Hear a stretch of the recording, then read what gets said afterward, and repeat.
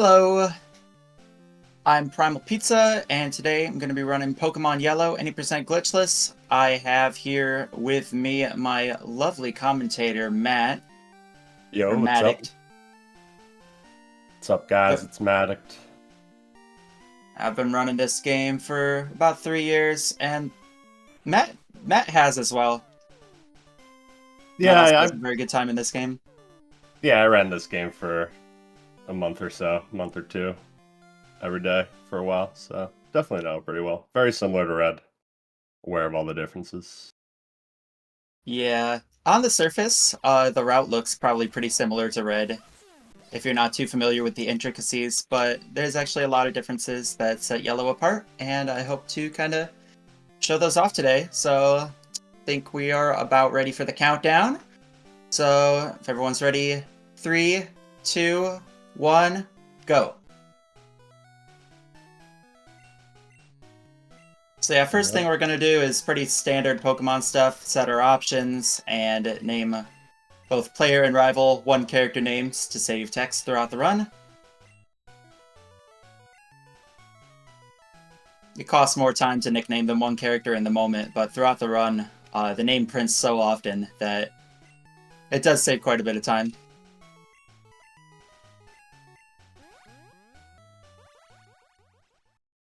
So first thing coming up is going to be the first rival fight. Unlike Red and Blue, Yellow makes you start with Pikachu, which is terrible. We actually get rid of it as soon as we can. But we are forced to use Pikachu for this one fight versus Eevee. No PC potion, I know, so I'm assuming you have a backup for if you die on the rival fight, right? Yeah, yep. Okay. This Yeah, rival fight so actually works as... I think it was supposed to work as kind of a difficulty setting of sorts, where depending on the first two rival fights, this one in the lab and then the optional one on Route 22, actually winning or losing those affects what the rival's Eevee evolves into. If you win both, evolves into Jolteon, which is resistant to electric.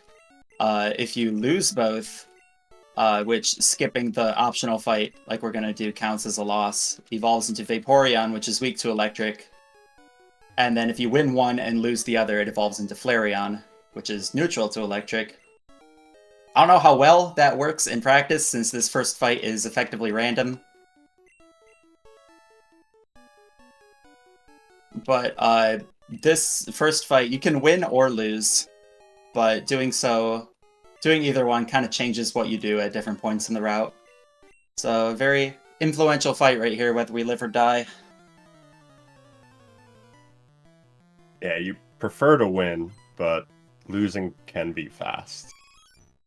Yeah, losing is definitely faster than winning, but Mhm. Flareon is much easier to deal with than Vaporeon is, because spoilers, we're not going to be using Pikachu for the great majority of the game. Boy, it's tackling. Boy, Surely he alright. gets paralocked here. Surely, yeah, it's been a few turns. Wow, okay, still die. Okay. Well, So that means we're going with look, Vaporeon strats. this should be fun. This is Ice Beam Hmm. route, right? This is Ice Beam route. This is not Right. Blizzard route. So you had to actually figure out how to work that Yep, in there. I Okay. got that worked out. Cool, cool. I'm excited to Uh, see. we're gonna be using Nidoking, and Flareon you can just Earthquake as Nidoking, whereas Vaporeon you need to Horn Drill, which means you need to get an extra X accuracy and an extra PP restoring item. So Route 1's more or less the same as Red, except in Red you need a little bit of experience. Pikachu doesn't need anything at this point.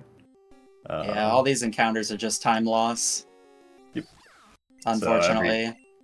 every individual encounter or every tile, you have 10% chance of getting an encounter.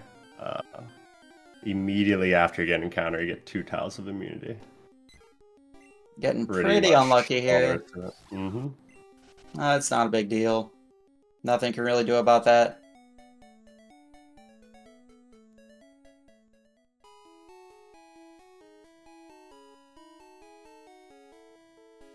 Standard Route 1 shenanigans. Yeah, the first part of the game is kind of pretty slow, but I guess that's pretty standard for Pokemon. Just kind of going up the first route, going back to pallet, delivering the parcel. Then we get to see Pikachu. And Pikachu's pretty nice. For now. Yeah. I'll show you something cool. If you sit here for a moment, just a moment. Anytime now. Anytime now. Anytime now. Yeah, he does a little dance. He does a little spin. Fun fact. I was expecting him to hop over the ledge next to you or something. No. He's got like a couple dances he can do. Like I've seen him kind of like vibrate from side to side too. But other than that, you know, extremely important detail. Pikachu's pretty bad because messes up RNG manipulation and just makes everything harder. You can actually physically collide with him on the overworld too. So you gotta hold B. Like after this cutscene, I'm going to hold B to avoid bonking into him. Yeah, so in this game, we're specifically behind Oak. In red, it's the same to talk to Oak from the left or the top. It's just you're trying to get the rival to spend less time walking since he's walking at half your speed. But in yellow specifically, you need to go behind Oak, because when you go on the left side of Oak, Pikachu's in the way of where the rival would stand. So Pikachu does a little movement out of the way, and you end up losing time over going behind.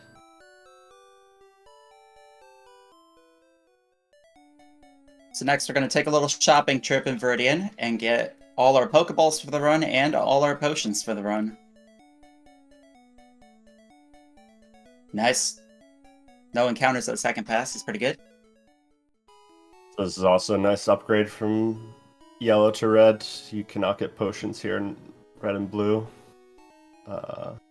Put that in here. We'd definitely get in red and blue if we could here. And just skip the mart later. I'm getting a few extra Pokeballs because the catch RNG manipulations in this game are notoriously precise. So getting a few extra just for safety. You have to catch 2 Pokemon. Also, this is, I think, the only Pokemon game with 2 catch tutorials. Oh yeah, that's true. You see a successful catch and then an unsuccessful catch. Also, this catch tutorial here is fake. At that HP, it is impossible for a Rattata to break out after 3 shakes. So he does just straight up lie to you. Scripted, who would have thought? Yeah, this game sucks.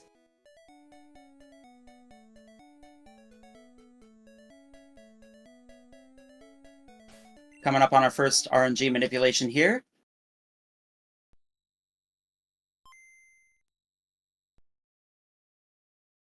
You're going to be encountering a level 6 Nidoran male in the grass.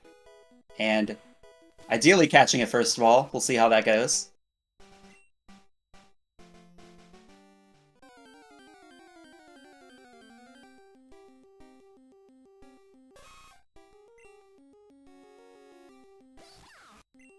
Whoop.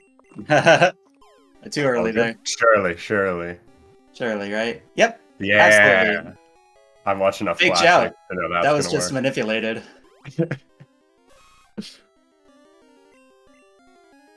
The O ball in this game is great. It's like a 4-frame window, right?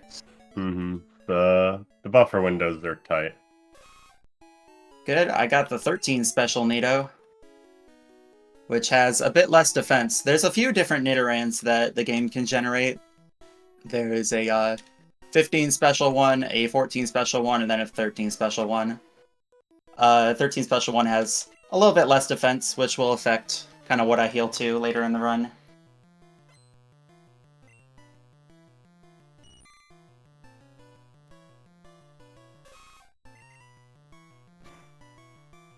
These Caterpie fights right here are kind of boring. You just leer and then spam tackle. This one's, I think, a range to die in 4 hits. Yeah. So this will be a big difference between red, blue. You don't fight a single optional trainer in the route, unless for some reason you fight Gentleman, which is very rare, but This game has a lot of optionals early on, and then has one later with the Machoke trainer and Sylph. I won the speed tie there, which is pretty nice. I might have to potion here. I'll potion if it tackles this turn. I just keep string shotting. Okay. Almost. Not ideal for YOLO ball sake. Does potion count? Oh, okay, because I'm in green HP now. yeah. Green HP. We're going to be catching a Pidgey in this forest later, and the strat you do for the YOLO ball manipulation is dependent on what color your HP bar is, because the different colors take different amounts to load. This game has a lot of like random lag, because when Yellow came out in Japan, it was just for the Game Boy, like Red and Blue were. But then when it got localized internationally, it came out after the Game Boy Color. So they just kind of hacked colors in, and it causes a lot of random lag in places, including lag in battle based on the color of your HP bar. What you'll notice when you have yellow or red HP is that there's like a frame or two where you have green HP for a split second when your Pokemon gets sent in, and that's the lag happening there. It defaults to green and then adjusts to a different color. So having green HP saves, I think, a frame on send out, as opposed to having yellow or red. Wild. Might be a frame or two. Very, very small, but... I crit the Caterpie here, which actually did not matter at all. Critting the Metapods is really nice. Yeah, let's do that. Want to see a turn 2 crit? That's the nuts. Good try. Unfortunate. It's actually a range to 3-shot. I got it. Cool. Pretty good. Gonna be coming up on another RNG manipulation here. This forest has a stupid high encounter rate, so we're going to nip no encounters besides a Pidgey, which we will catch in order to use Fly.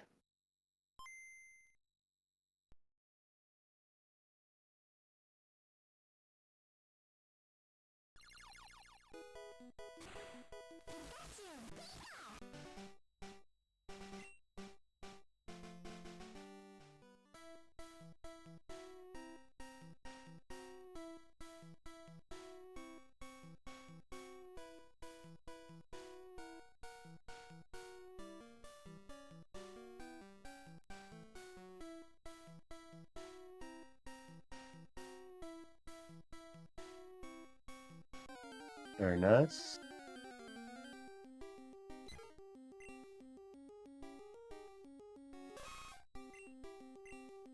Okay. Yeah. Nah, unfortunate. Forgot I expected that. That's That's fine. I can tackle it. And it's pretty likely to get in. We have extra balls as well. I'm not too worried. That's why I got the extra balls. And don't blink after I catch this Pidgey. There's a potion on the tile above me, and by picking it up when the audio is switching, can pick it up without listening to like the 2-second jingle.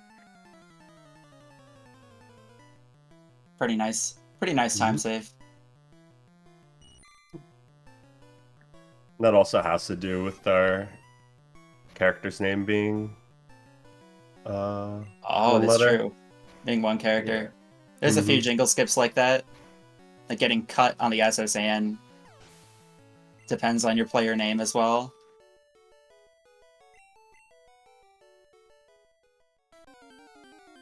Classic. This forest has a super high encounter rate compared to how it was in Red and Blue. Yes. So it's likely to get an encounter on the way out. This used If you get 2 or more, it's pretty unlucky. Yeah. With the new route, I guess it's not a new route. It's a few years old now, but new route for the early game. Relative, yeah. Yeah. It makes this forest a lot better compared to how it was. Yeah, so the second optional in Forest used to be the trainer with the Metapod that knows Tackle. and that Metapod would troll pretty bad. I know String Shot, Tackle, and Harden, and when it spams Harden, you're kind of just counter spamming Leer until it stops doing that. Ah, shoot. Okay, Oops. whatever. NSC. What am I doing? That's Okay. our full HP. Yep. Pikachu. Alright, goodbye, Pikachu. I got fast PC though. Nice. I've been running NSC lately, and that was muscle memory from that. So we are officially rid of Pikachu now after a bit of a struggle right there. You didn't want to go. Alright, and last optional for the early game. We have Liam. Yep. We gotta get enough XP to learn double kick before Brock, because otherwise Brock is pretty unbeatable. And double kick is learned at level 12.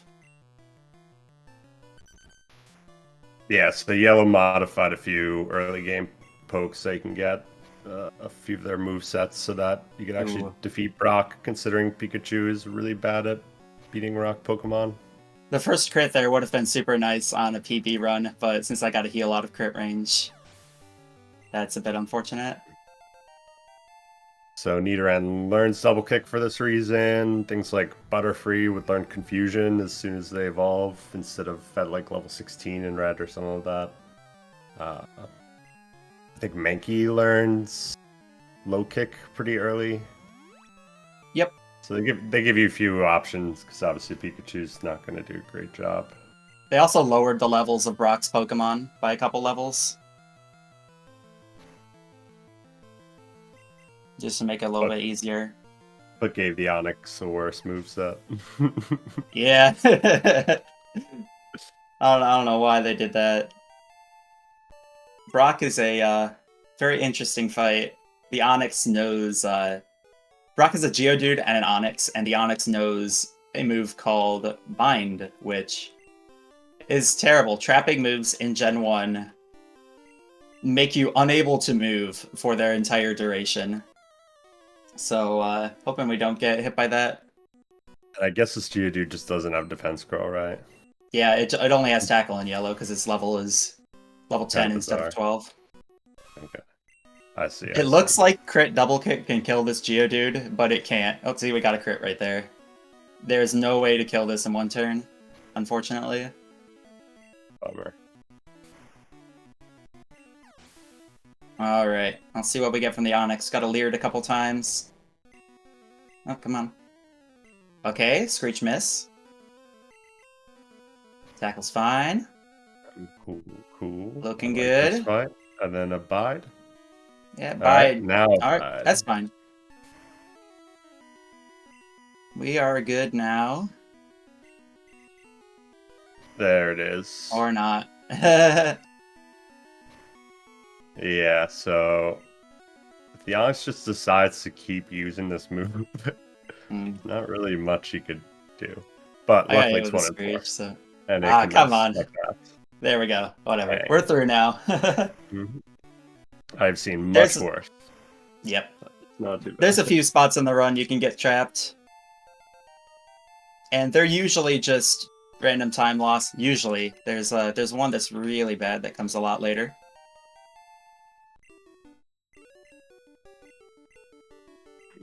One that comes to mind is Bridge Rival right away. That one's often a lot of time loss. So we'll get there, Alright, got our first batch. Very nice. And Brock is telling us that his badge raises the attack stat of our Pokemon? What? That's pretty crazy. It does actually increase it by a factor of 9/8. And that stat gets reapplied whenever your stats are changed in battle. For example, if we get hit by String Shot on this fight, our speed will fall, but our attack will also get multiplied by 9/8 cumulative. So utilizing these badge boosts can be pretty important in the run. And that's our first Gen 1 miss. That's really bad, actually. I want to save PP here. Uh, Just crit a Metapod. so Gen 1 accuracy calcs aren't great. You have to roll a number between 0 and 255, and that number needs to be under 255 in order for a 100% move to hit. Therefore, if you hit that 1 in 256 value, your 100% move will miss. It also just makes every move in general slightly worse than its face value accuracy. Yeah. If a Gen 1 miss happens at the wrong moment, it can end the run, or just be a little bit of time loss. No, you can't really play around getting a Gen 1 miss, since it's 1 in 256. Nope.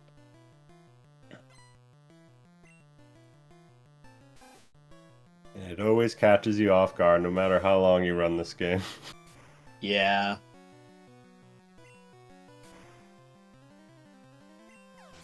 Thankfully, that one was not a run ender. I just gotta kind of keep track of my PP count. This Ekans does no wrap as well, so nice. Lear's good, because now we get the badge boost, making this range guaranteed. Okay, cool.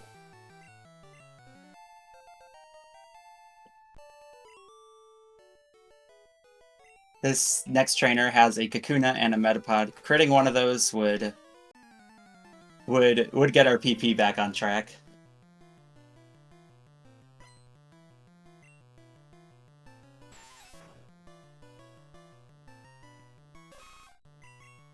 Sweetle's a range as well. Pretty good range, if I remember correctly, and of course didn't get it. That's fine. I'm going to finish with Double Kick, because it's got a faster animation. Even counting the not very effective text. Okay, hoping for a crit here. But animations are off. How does that make sense, Primal? I don't know. Ask the developers of Gen 1, but ask Nintendo. But So if a move has a secondary effect, it will do a little shake animation. So for example, Poison Sting, which has 20% chance of poisoning, or Double Kick, which has a special its special ability is that it is used twice, so it counts as a shake move. If it doesn't have any special or secondary effect, though, it'll just be a flash move, and that is actually a whole second slower. Decent amount. So it's even worth it to use the shake move if you get an extra text box. It's not super effective over a flash move that doesn't have that text box.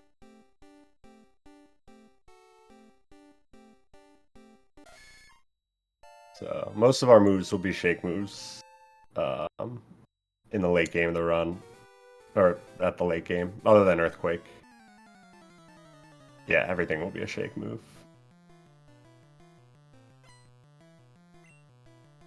Secondary effect is used very loosely. It could be can paralyze or Okos is used twice, etc.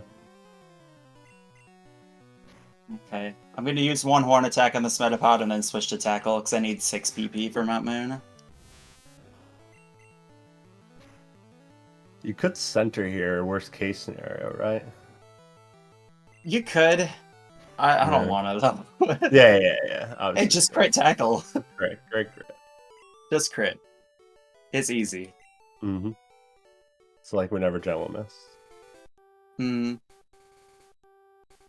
Nice, no encounters there. And next, we're coming up on the final RNG manipulation of the run, going through Mount Moon without getting any encounters. It's a pretty long one. Yes, long one, lots of A presses. So when you A press on a tile, the game checks to see if there's something to interact with, and that pauses your movement for 2 frames.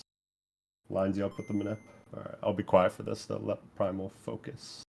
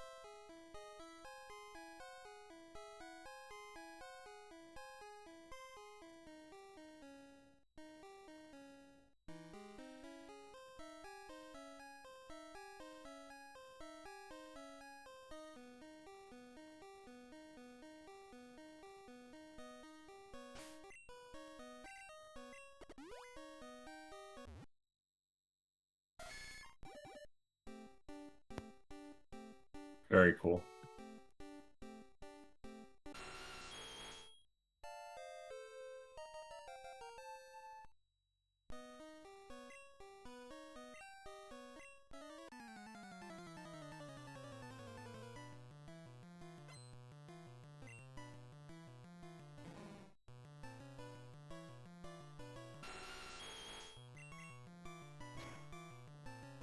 Wait, I do not know if I could hear Primal. Primal, have you muted yourself?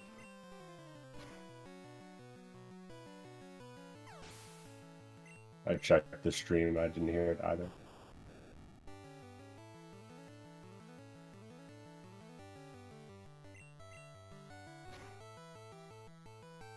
But yeah, going through.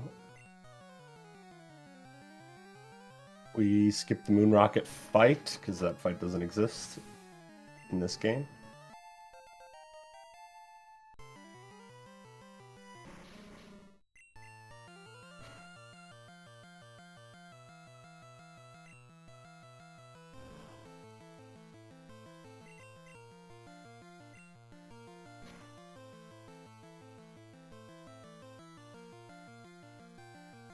Oh.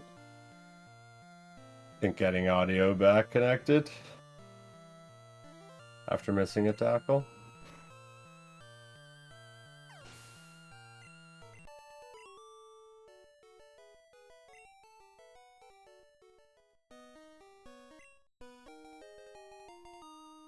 Praise Helix. I think we'll get Primal up in a second.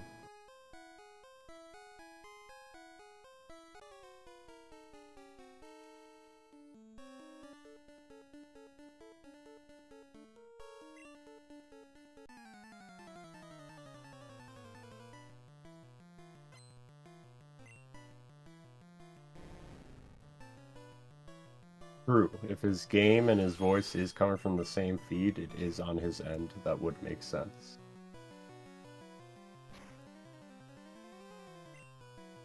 He's being wrapped by the Ekans. That's very unfortunate.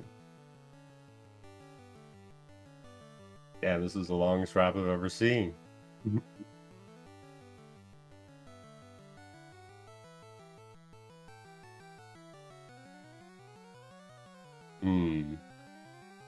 But he's not muted.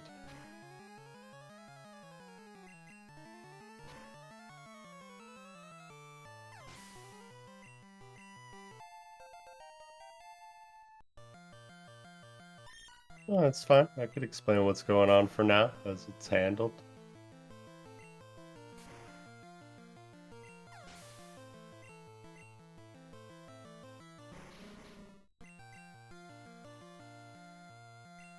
So low on horn attacks, we are leering the coughing. Tackle horn attack.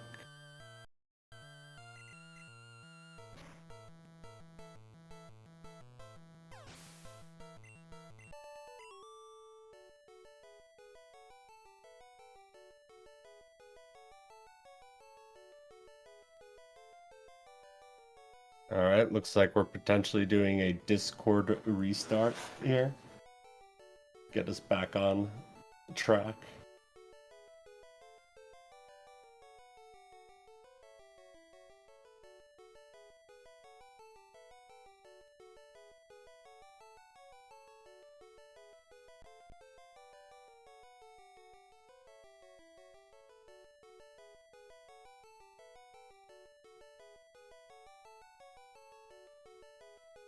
And the timer's paused. Good little transition point. This is where we go from the early game to the mid game, right after Moon.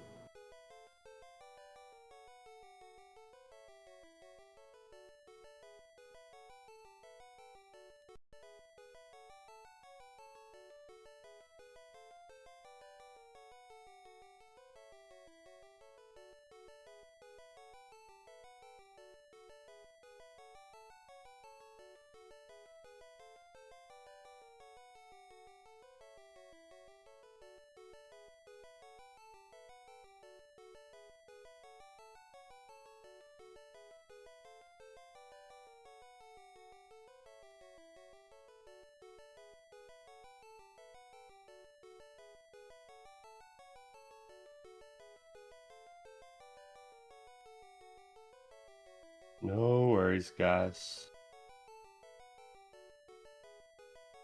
We'll be back before we know it.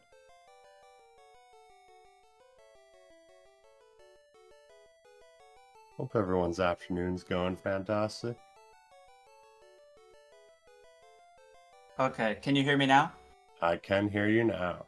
Okay, sick. I don't know what went wrong there. I'm sorry. I definitely did not mute myself. Seems like Maybe, a bit of a Discord bug. Yeah. maybe my mic like disconnected for some reason. Does my voice sound like worse now? Nope. No? It's as good as it was before. Yeah, it's clear. That's weird. Because I've had it switch to like my my laptop mic before. Okay, are you seeing me and hearing me? Hmm. All good. All Think good? we are. Okay. Yep. Ready to go back live? Do it if ever, whoever is the timer boss. Ready? Okay. Yep. Huh? Just good to go? Alright. Yep. Sweet. Well, I guess 3, 2, 1, go. Let Okay. that beat us. So you just saw a low PP moon right there. I did crit the Ekans, which was pretty nice. It saved a horn attack. And no encounters on the way out, which is really, really good. Hmm. You can get up to like what, 3 encounters right there? Maybe even I think 3's the max. I've never seen 4, but maybe you can get 4. Mm-hmm. So now we are going to take the center in Cerulean City because we need a horn attack PP. We are all out right now.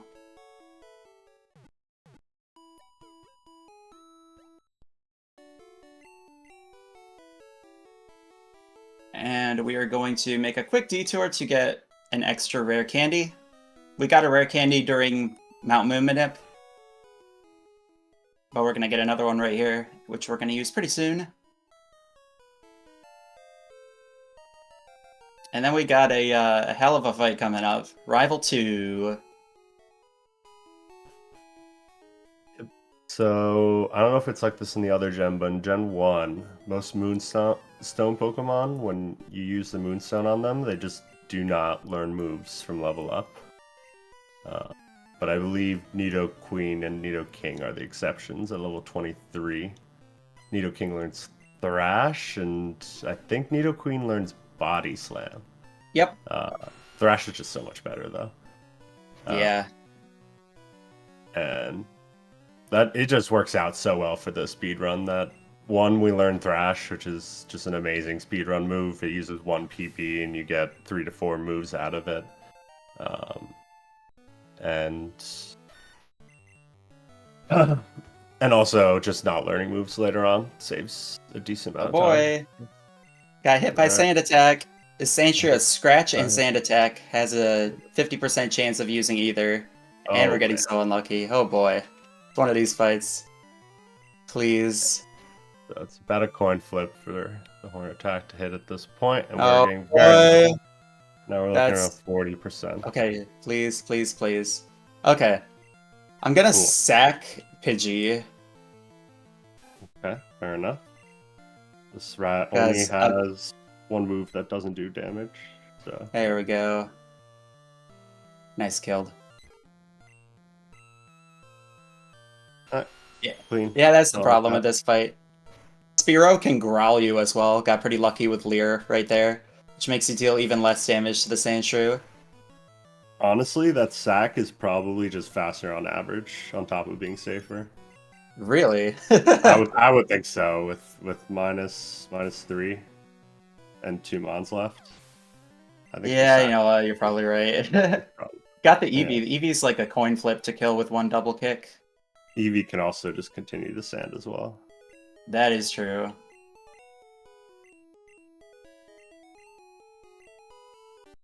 Pretty bad rival, but we're through. Yeah, standard rival, honestly. Yeah, pretty much. The Sandshrew is it kills so many runs. You're not likely to die to it. It just can waste so much time. Sand in Gen 1 is just absolutely brutal. After 1, you have like a 2 in 3 chance of hitting your move. After 2, it's a 50% chance.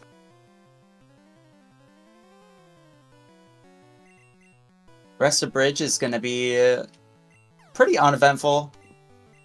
Hopefully uneventful.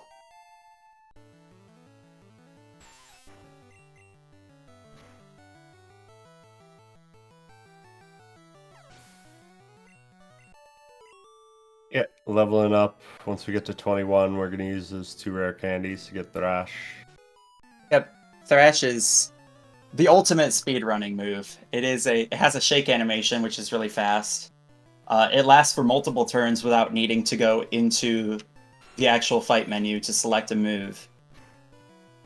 And it only uses 1 PP for multiple turns. It's just a lot of base damage. A lot Yeah, of turns. it's like, what, 90? Right? I crit both of them. Wow.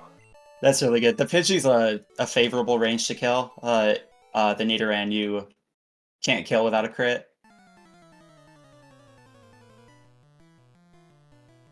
This Ekans coming up, his second Pokemon, it is another pretty much coin flip to kill with Horn Attack.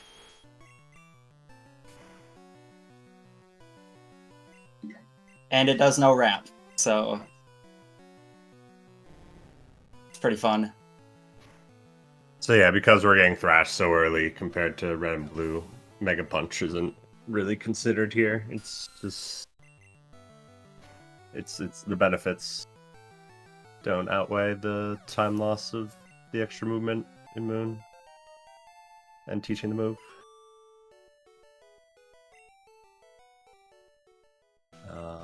But that will make a fight with 4 trainers later on a bit annoying.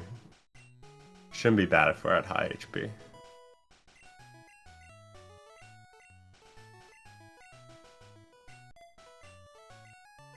Fort Pokes. I don't know if I said that. Alright, so there are our candies. Level 23.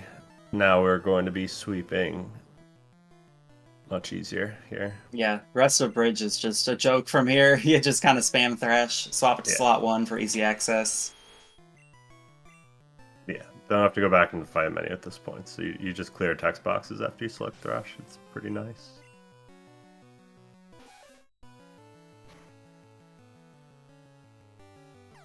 Yeah, I don't think you were intended to have a Nidoking with a 90 base power move at this point in the game, so most of the opponents just fall.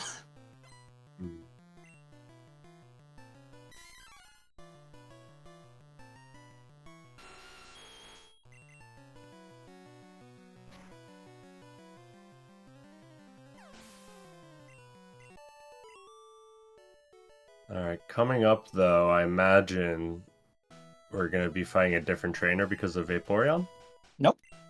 No? Nothing to do that? Okay. No, I do Gentleman, so I get extra experience. I see. And I get, that's the extra trainer, that's for like speed stat experience or something, right? That's for stat XP? Yeah, I think Vaporeon doesn't give you enough XP or some of that, so it makes up. You fight the 2 trainer hiker instead of the 2 poke hiker instead of the 1 poke hiker.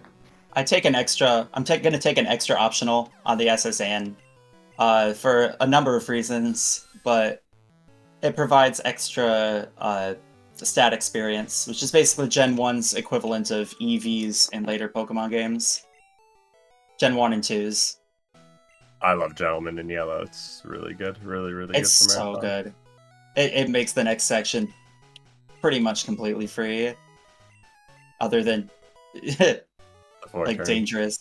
Yeah, other than 4-turn. But otherwise it can be pretty dangerous. We just got Charmander there for free. Mm-hmm. We need a Pokemon to learn Cut and Dig. And Charmander's our guy. Believe it or not, Nidoking, despite being a ground-type Pokemon, cannot learn Dig. I don't know why. It just can't, which is really sad since Dig in Gen 1 is 100 base power, the same as Earthquake. I don't remember why we don't get Squirtle. It's Hmm. I Is it remember that? someone telling me, but I kind of forgot the exact reason Yeah, why. Is it like text, extra text combined with like extra Pokeball in the Pokemon that might Center in Celadon? that might be it. But I know it's like really close. Yeah. Like you can get Squirtle. We get a Lapras later in the run for to Surf and Strength.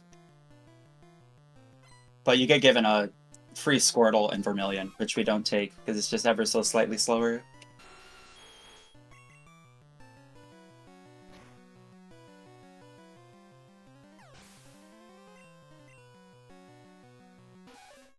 So red doesn't fight any optional trainers at all, but there are two trainers that you could pick up from here that are mandatory, either the top one or the bottom one. And red opts for the bottom one because it needs that exact amount of XP. The bottom one has 4 pokes as opposed to this top one has 2. So we got a little extra XP earlier. Don't need as much now. Especially this fight, or the other fight has a bunch of Geodudes. We don't really have the best way to handle that at the moment. This Yeah, one is just Thrash. there is a Water Gun TM in Mount Moon that you could pick up, but we get Double Kick in yellow, whereas red Nidoran does not learn either does not learn Double Kick or learns it at a really high level. It doesn't learn it at all. Yeah. Oh, that's a shame.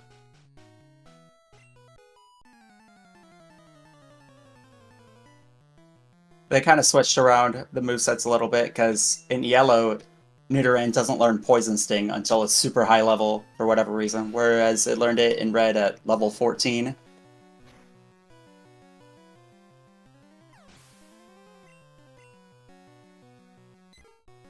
They did a few additions like that in yellow. Like Charizard can learn Fly in yellow, whereas for some reason it couldn't in red and blue. Yeah, I think it actually has the flying dual type in this game, but it stayed just fire in red blue. Pretty No, sure it's it the was one Fire though. Flying in red and blue. Was it fire flying as well? Okay. It just couldn't learn Fly. That's all it was. Okay. Now, important difference between red and yellow right here. In yellow, uh, Bill, you automatically walk to Bill after this cutscene to, just hypothetically prevent you from exiting the house without talking to him. Not that that would ever happen to anyone ever. Not that anyone would forget to talk to Bill. Because that's just really, really silly.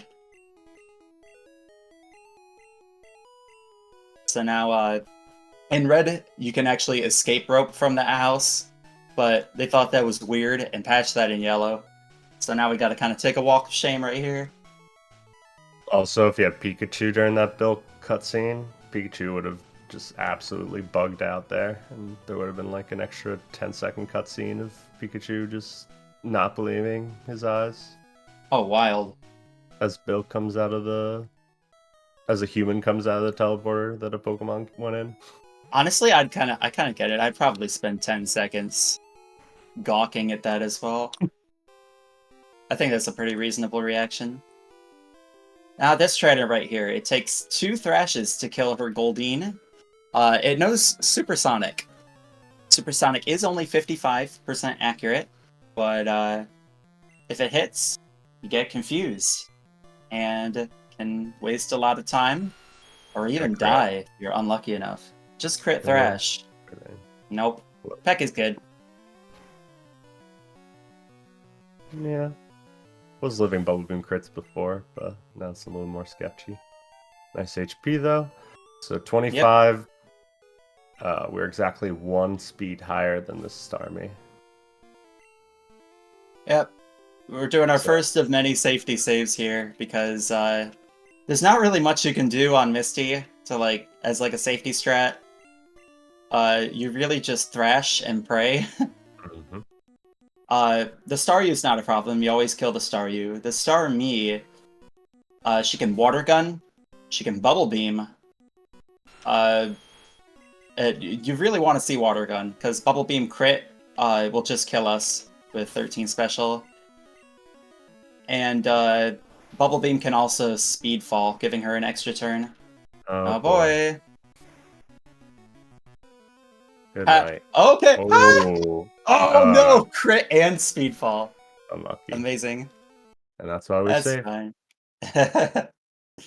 Yeah, so Starmie, crits in this game in Gen 1, they're based off of base speed. Starmie has a very high base speed, therefore it crits around, I don't know, I want to say low 20%. Something like In that. terms of crit rate, yeah. I want to say somewhere around 21%, so it's pretty high. Around 1. The crit rate is just the base speed divided by 2 floored over 256, which pretty much is just the base speed over 512, but if it's odd, then subtract 1.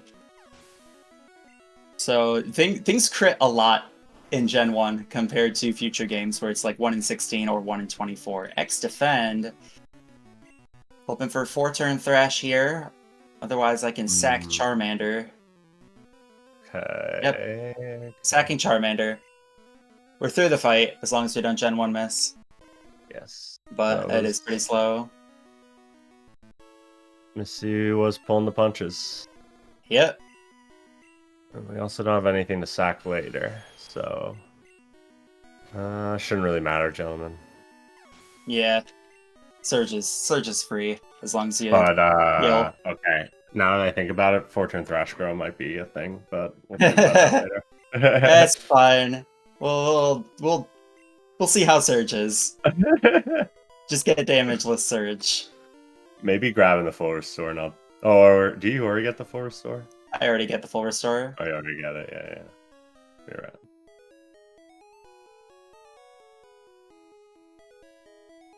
Okay, so now we're through that. It's one of the worst fights in the run for sure. We got a little bit there's not really too much danger coming up in the next few minutes. We're gonna get a dig from this rocket right here. And we're going to eventually teach it to Charmander.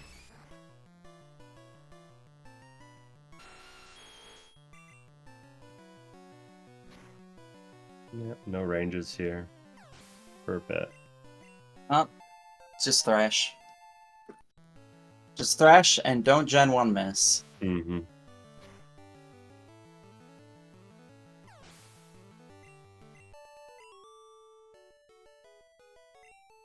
Misty, it was kind of our first example of smart AI or good AI, which favors super effective moves.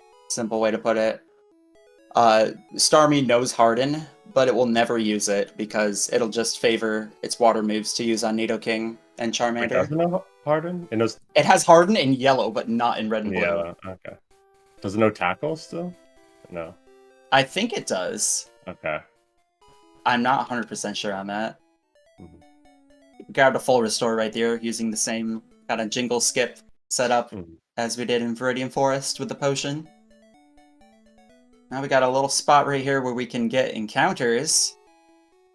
Not the last spot in the game where you can get encounters. There's a couple other spots after this. Thankfully didn't get any. Neat. In red and blue, that would be the last spot to risk encounters. Yeah. But yeah, 2 more spots we have. We have Mansion later, Cinnabar Mansion, and Victory Road. Yep. Certain parts. A lot of the late game bosses and late game Pokemon in general, their levels were increased in yellow compared to red and blue, and that extends to the wild Pokemon. So later in the game, even when we have a repel up, we could still get encounters in a couple spots. Also, no quick attacks from those Pidgeys right there. These Pidgeys have a 1 in 3 chance to use quick attack. Do you do Gentleman before the rival fight? Do I? No, I do it after the rival fight. Yeah, I guess it wouldn't really matter. It's not really a benefit. Doesn't matter in yellow.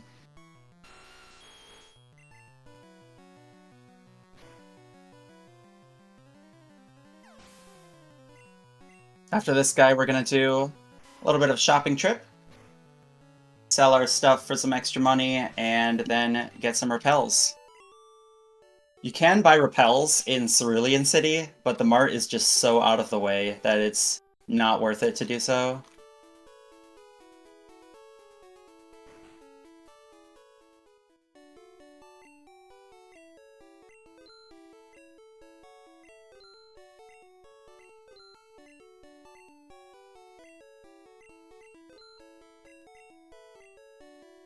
Clean.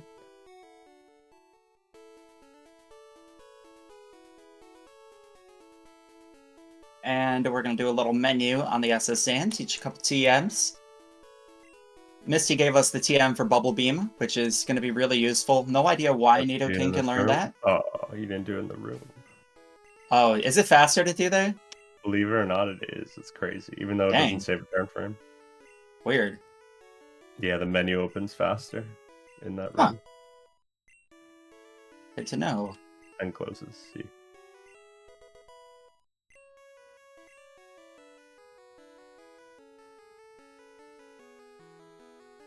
This just taught Bubble Beam to Nidoking and taught Dig to Charmander there. Life would be so much easier if we could teach Dig to Nidoking.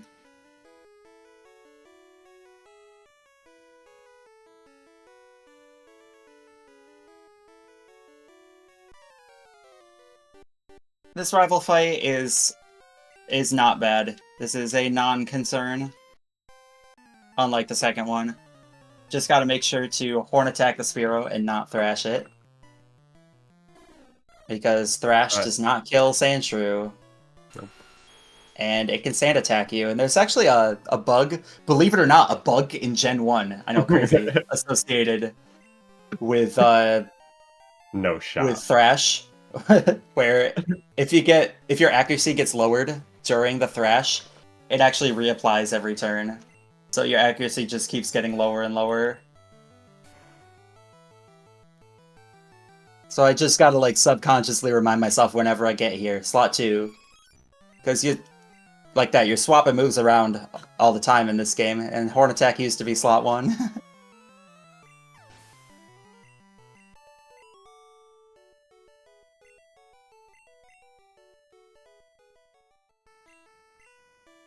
Yeah, this fight's really bad in red. Really, really bad. Yellow, it's never really an issue. It's that lead Pidgeotto, man. Lead Pidgeotto. Yeah. That Pidgeotto is rough. Arguably the worst fight in the game in red. Yeah. And now I'm going to do a little bit of a detour right here and do kind of a safety strat.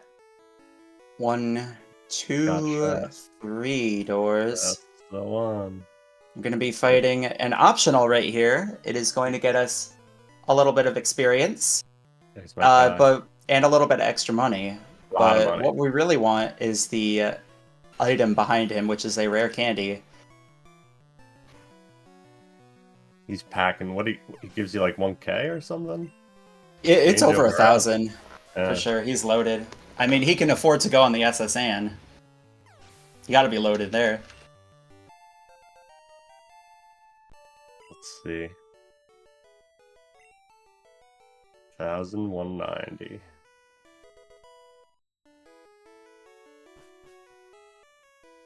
And we got the rare candy. That rare candy combined with the extra level we got is actually going to give us 2 extra levels for Surge. Which is really, really nice, since Surge is normally a horrible fight. Mm-hmm. And it's going to make kind of the section after Surge, Rock Tunnel area, almost completely free. Yeah, so if you're just starting out running yellow, or you want to run this game, definitely get this Gentleman Candy at the start. It's OP. Vast majority of runs. It's this Raichu ends so many runs without it. So usually we're going for a 3-hit KO, and it's a 3-hit KO and the Raichu outspeeds you. Now we're going for a 2-hit KO and we outspeed the Raichu. There's only one poke for Surge in this game. It's only the Raichu, and it could actually do damage, unlike Red. In Red, it is incapable of doing damage to Nidoking. In this game, quite the opposite. It has I Mega am Kick. dead to Mega Kick crit. Yeah. So I will save. If only the cans manip wasn't awful. Yeah. We do the cans as... Oh? Wowie. Not saving before, though. There we go. I'll save in front of Surge. Easy. Just get second can first try. That was... Whoa. That was God cans right there. That was pretty sick. You can be stuck for a while in this cans puzzle. And also, it might seem weird to a person who is new to this that the second can was the top left can, but it just can be. It's just Gen 1. The cans are supposed to be adjacent to each other, but the second can just be the top left in some cases. And it had an 88% chance, I think, to be top left. Nice Dang. damageless Surge. Huge. This Raichu has Mega Punch and Mega Kick, and has a lot of base speed, so a very high crit rate, and it's a range for me to die to Mega Kick crit from this HP. Pretty unlikely, but I don't want to risk that since I don't want to go all the way back to Cerulean. We have 60-something HP. Yep. Can you horn attack the Oddish or something? I don't know. I guess No, it's I unlikely to hit thrashed the yourself Oddish. like that. The Horn Attack is like a 60-something% range, whereas you're 75% to get through with just Thrash without hurting yourself. Alright, good luck. Yeah. Worst case scenario is unlikely, but yeah, it doesn't. Bad things can happen in that fight. You just. I don't lose a have bunch of anything to life sack with throw. either. Yeah, that's the main concern is what I'm thinking about. Because if we get sacked something, then it's no issue with this HP. But if things go wrong, I mean, they have to go very wrong here. Usually we dig out of that house in red. For some reason, they change it so that I guess they fixed that bug in this game. So we need to dig out of the cave instead. And now we're getting the bicycle, so we can move around quicker. We're gonna do a cute little menu right here.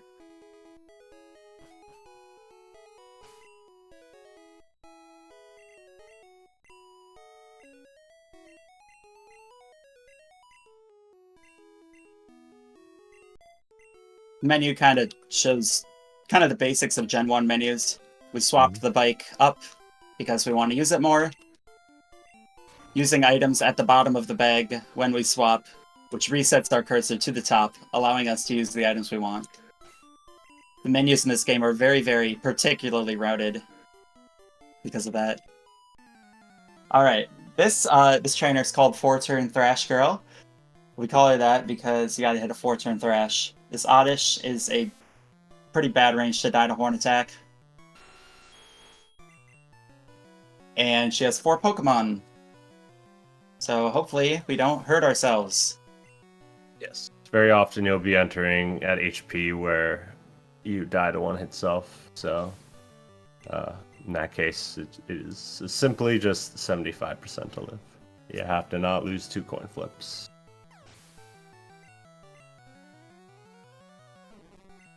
Oh boy. That's 1 coin flip, and we won the other one. We got through. That's the big concern of this section of the run. That's really the one thing that can't be helped by the Gentleman Candy too much. Yeah, so that's one of the or why anyone would consider Mega Punch in yellow. It's mostly because of that fight. If I can just be guaranteed, having guaranteed Pidgey ranges would be nice, but it's mostly for. The Oddish knows like Stun Spore, Sleep Powder. Does it know Stun Spore and Sleep Powder, or am I thinking Oddish Girl? It doesn't know Sleep Powder. It can't put you to sleep. It's only the Bellsprout that can. It's only Stun Spore. Yeah, the Bellsprout. That's it. It has Stun Spore, Poison Powder, which does nothing, Absorb, and that's it. 3 moves. Wrap. For the Oddish. Oh, okay, the Oddish, yeah. Oddish, Bellsprout yeah. has wrap. Bellsprout has Wrap, Growth,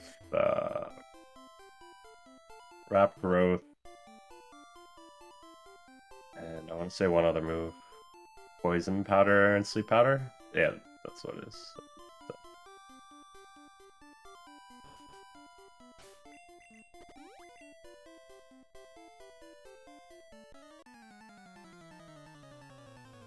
We're doing Alright, Rock Rock Tunnel Tunnel. without Flash. Pretty Mhm. crazy. Fortunately, in Gen 1, you can see the walls, so you can pretty easily ascertain your position. It's Unlike also the point. Mhm. unlike This is Gen 2 or Gen 3. Sorry? this trainer specifically is the point of the run. We're getting a bit later into the game. Some of the trainers also have good AI, and this trainer in particular is really useful for us. A lot more in red, but also in yellow. At just giving us that little extra push if we're close to a red bar. That one more hit. The Cubone will always use Bone Club on the first turn, and Slowpoke always spams Confusion. Yep. So Why we would want red bar is just that lots of jingles are skipped in battle if you're at red HP because of like the sound effect that plays. Mhm. So sometimes we take some intentional damage. Too dangerous for this run, though. This is a fight that is extremely helped out by Gentleman Candy, in that this Oddish is a really bad range normally, and the Bulbasaur is also a range, but they both get guaranteed with the extra level. Yes, huge benefit. This fight sucks. Oddish can put you to sleep, and you do have a full restore, but you really don't want to be using it right now. Nope.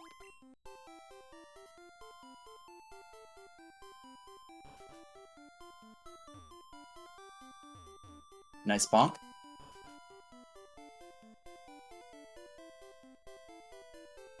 Okay. Didn't hit any trainers, all that matters.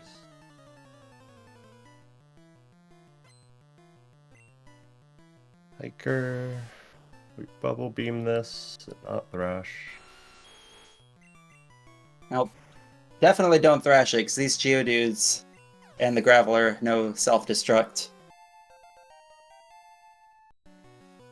I think in the I don't think the current TAS of Red and Blue does this, but the previous TAS that used Nito had all these things intentionally Gen 1 miss self-destruct to die, which was pretty funny.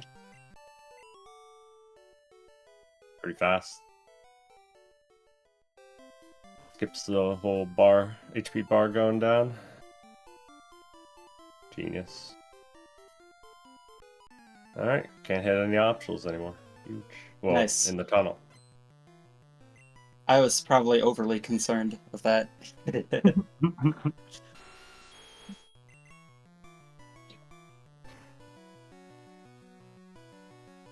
I want to say this next fight as well. The Gambler. You're going to have guaranteed ranges as well. Yeah. Is Growlithe guaranteed with Thrash? With Bubble Beam. Okay, with Bubble Beam. I knew it was that. I wasn't sure about the Thrash range. I don't think I checked that. Yeah, I think it's... I mean, for Marathon, probably just Bubble Beam, but on average, the Thrash is probably faster. I believe Thrash gets Bubble Beam's range that you had prior, so like it's a... Oh, okay, yeah. 89% So yeah, or whatever it is. kind of do this fight in a weird way, whereas Growlithe is a range to die to Thrash, Vulpix doesn't die to Bubble Beam, so you just kind of have to Bubble Beam and then Thrash.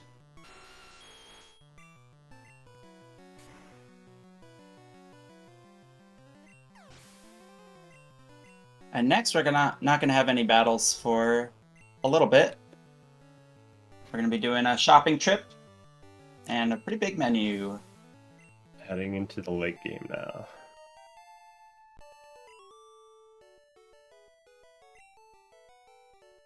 Gotta pick up a hidden item in this next underground section here. There's a really nice audio cue for it in yellow because of the extra lag. In red, it's not as good. That's funny.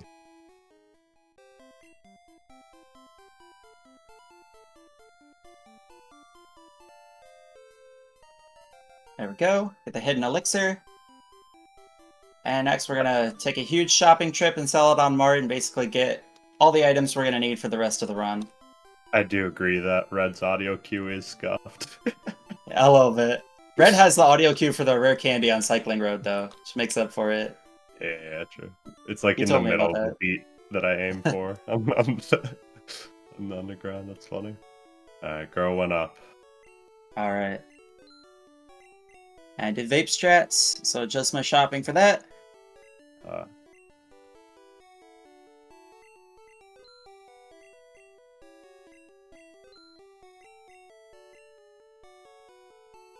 You need to spend extra on X accuracies for vape strats. And X accuracies cost a lot, so just buy one less super potion. we would get revives in this game if they were helpful. Fortunately, a lot of the places where you die to crits, reviving doesn't really solve the problem. You're not at high enough HP to take another hit, so... Yeah. In the late game, it's just going to be doing a lot of safety saves, unfortunately. So a lot of the late game is just like, don't get crit, and there's no real way to set up if you die and revive. So we're talking to the girl here, getting Ice Beam and Rock Slide. We're getting an extra fresh water for later. Don't forget that. Fresh water to get into Saffron. And our X accuracies, which in Gen 1 just entirely skip the accuracy check. Therefore, a move will not miss. Unless it's breaking some conditions, like if you try to Horn Drill on a Mon while you're slower. It is required for you to be at least speed tied to hit the Horn Drill. Yep. But if you set up an X speed and an X accuracy, and you're not slower than everything else, then you can kind of just sweep with Horn Drill, which is really, really handy, and the reason why Nidoking is so good in this game. On top of many other things, like the early game, third evolution, super early was great, Thrash is great, and then just to top it off, at the end it has Horn Drill, which is busted. And yeah, fast speedrun.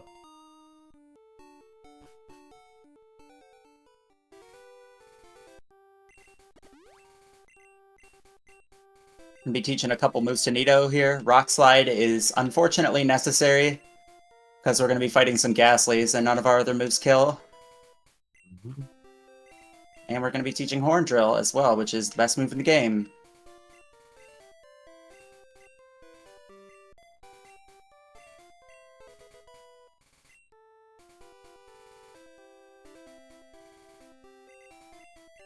But a whole lot of swapping, so there's a long menu.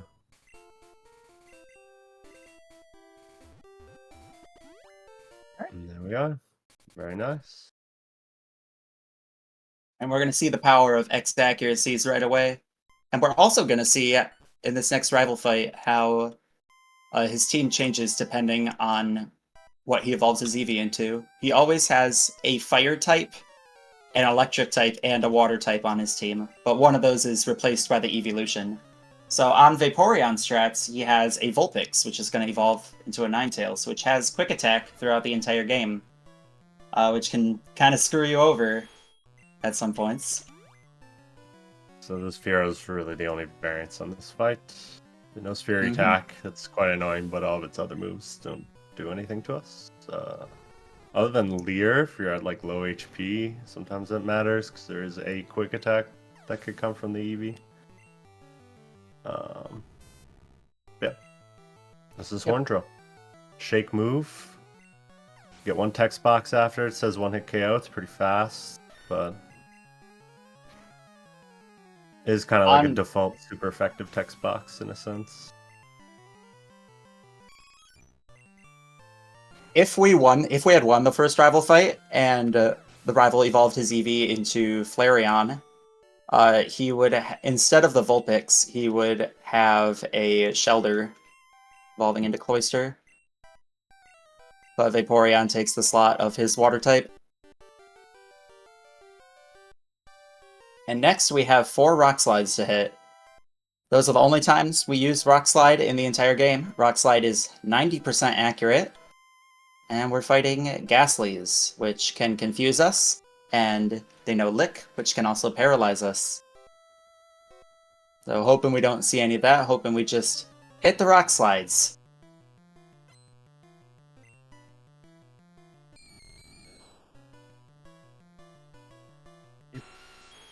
And of course, once again, when we say 90%, it's actually slightly overestimated. Be like 89.4 or something like that. It actually rounds to 89%. Like it's a whole percentage less. Yeah, every accuracy in Gen 1 is out of 256, and you can't really do an even 90% out of that. I got you, Juanle, don't worry.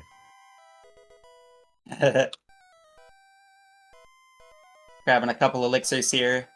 On this next elixir I'm picking up right here, I would not do that if I were on Flareon strats, but Vaporeon needs an extra PP item in order to use Horn Drill more. Got a nice heal here, so hoping we don't get paralyzed on any of the other Ghastlies. If we got paralyzed on the last one, then we could just go and we could just get healed right there in the purification zone, whatever. I don't know what it's called. Heal pad. Heal pad. Heal pad. That's what it's called. The purification zone. Purification. I'm calling it. For now. Okay, one more Rock Slide to hit. Hyperons hit the purification zone. Oh no. Everyone's like, what? So where is he? The game calls it like a purification. The game doesn't say go on the heal pad. Yeah, there's like a overworld narrator who comes out of nowhere and is like, you are in the purification zone. All of your Pokemon are healed. Disappears. No one next to you. Someone's just talking to you. Okay, and now we're gonna do a little bit of a sequence break here. So we did not. If you're familiar with this game, you'd know that we did not do the Team Rocket hideout, and we don't have the Silph Scope. What? How are we gonna get through this without the Silph Scope? You need the Silph Scope, right? Turns out if you use a Pokédoll, Dang. you give the ghost the doll, and that's enough to calm it down. Little Easter egg right there. Like, did anyone as a kid actually know what the Pokédoll did? Because, like, I didn't. There's no description of the item or anything. How are you supposed to figure out what the Pokédoll did? It's so random that the item exists at all. I played Fire Red as a kid, and that had an item description. I just didn't read it. That had not in description. This Meowth knows Payday, and it can use it. Unfortunately, the extra money does not come in use, but it'd be cool if it did.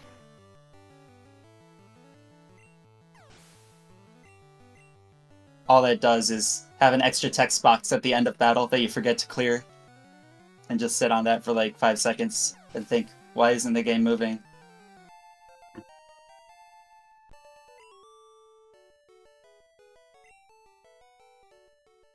We didn't have to fight the 3 rockets here.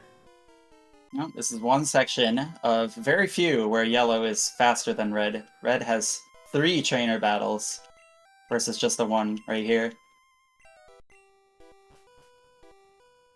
And now we're really getting into kind of the late game. Mm-hmm.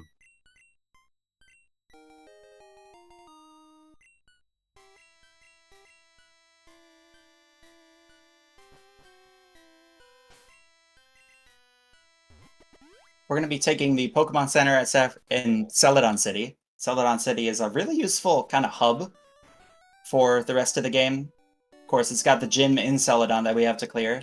It's right next to Saffron City, which we got to go to for Silphco and the Saffron Gym. And it's got a path to Fuchsia City, where we gotta go for the gym there. So that's kind of going to be the location we warp back to for the rest of the run. Which is the main reason why we take the center there. Also for Horn Drill PP.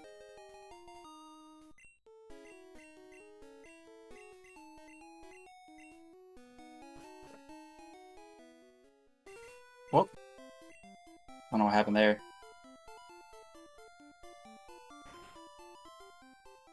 We're going to be taking our final optional of the run.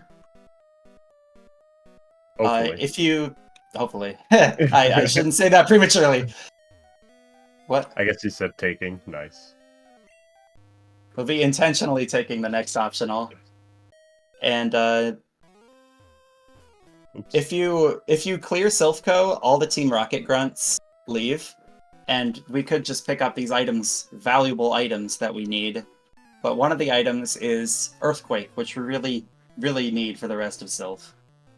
So it's definitely worth it to take this optional right here and then get the Earthquake TM. And we're going to get Leer. Easy. Thank you, Matt. Got you, man. Damageless Sylph right here.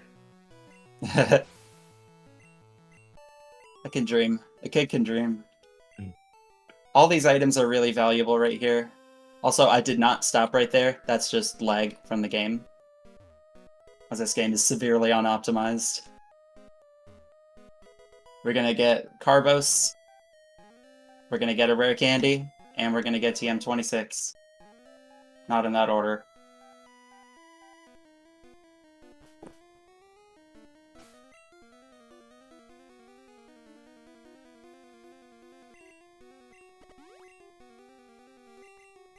And we're going to teach Earthquake right away. Over Rock Slide. Goodbye, Rock Slide. I really meant it when I said we just needed to hit those 4.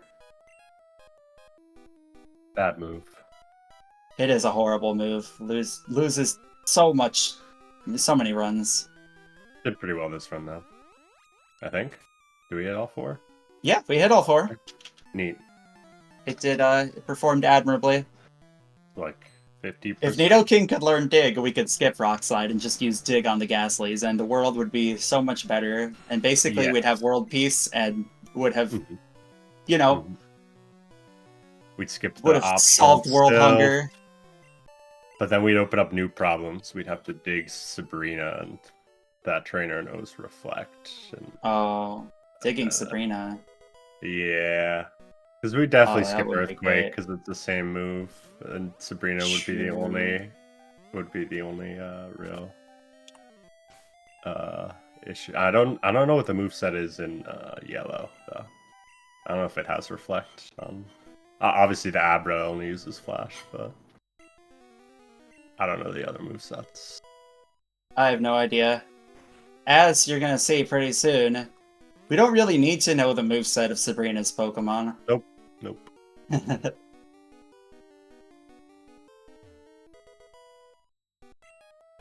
Did I use the candies? I hope so. I hope so too. Yeah, I did.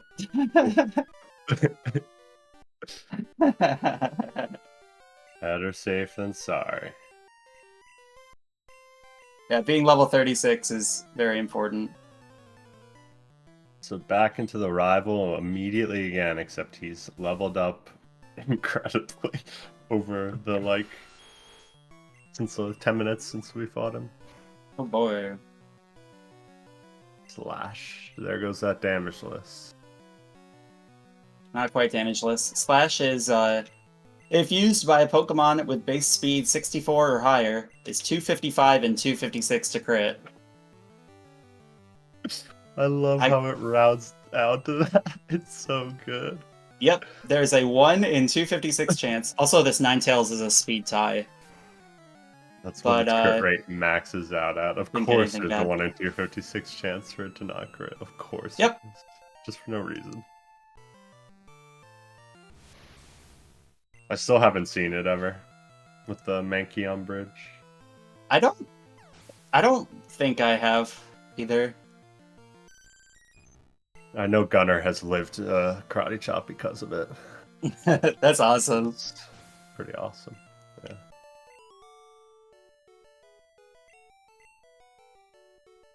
I had to play that fight a little bit differently there because of Vaporeon. And coming up, we're going to get Lapras, our final Pokemon we use for Surf and Strength. It's a good swimmer. It'll give us a lift. Right.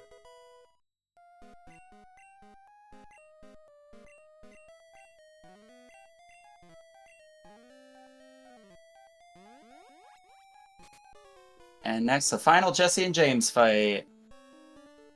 Pretty uneventful. Their first, the first fight against them in Moon is honestly like the fight that can go the worst. So they're pretty incompetent. This game really is true to the anime. There's one fight we skip with the Polka Doll. That is true. Did the entire sequence skip? There's a fight versus them in the Rocket Hideout. Well, that one's also just free. When you do in Yellow Classic, it's just another free fight. Yeah, Yellow Classic is a category of this game that bans RNG manip, and it bans the use of the Pokédoll sequence break. It sure is a category. Yellow Classic is pain because Nito's like what, a 5% encounter in the grass they just gotta search for. It's pretty painful. Yeah, you have to be really bored to run that category, but when you get on runs, it's pretty fun. But you have to be okay with it being quite difficult to get them started.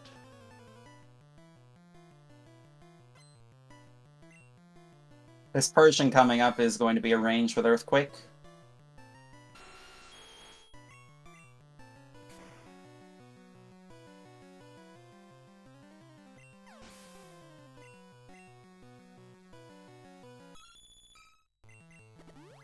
Card specs nice. Didn't get it. Oh, whoa, no. Whoops. Oh, let's just hit it. No, wait, it's not going to hit because, yeah. That's fine. Okay, what do I do versus Rhyhorn now? Bubble Beam? Do I have No, I do have Bubble Beam, right? Yeah. Yeah, I have Bubble Beam. No, I don't. I have... Wait, what? Oh. Okay. That's fine.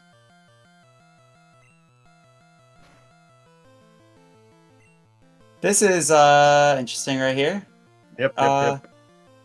Okay. Shh. Why super here?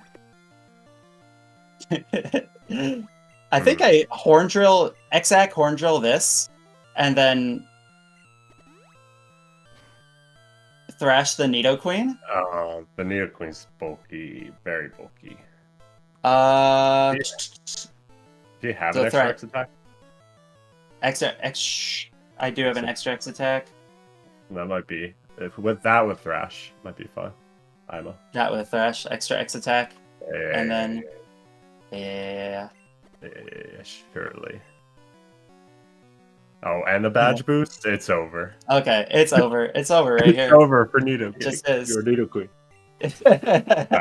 It knows Body Slam, which is a bit scary. This is content right here, though. I'm ready. Yeah, this is content. Check this. It's gonna do less than half, probably. Okay, that's a crit. It should die. It should.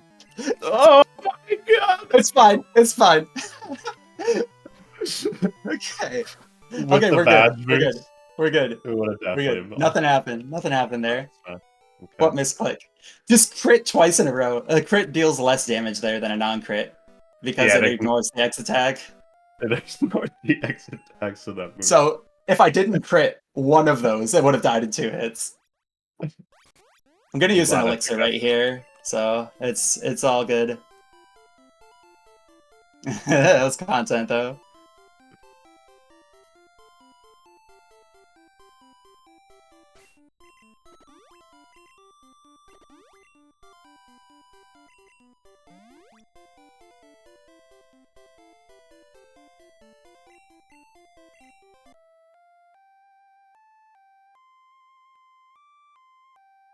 Has a bit of bit of an adventure right there. PP's all sorted out right now. Yeah, that was exciting. I like that. That was good. Little marathon chaos. Unfortunately, Snorlax is useless to us. It's got a wonderful short cry though, and a wonderful sprite. And we're gonna pick up a couple hidden items right here.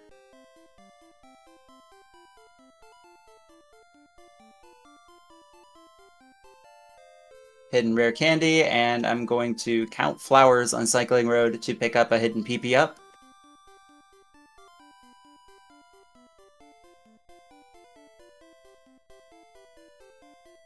There we go. I would only do that on Vaporeon strats. I'm going to use it pretty much right away. On Horndrill, which is slot 2. Yeah, good idea. And next we're going to head into the Safari Zone in order to get Surf. Not going to have a fight for a little bit.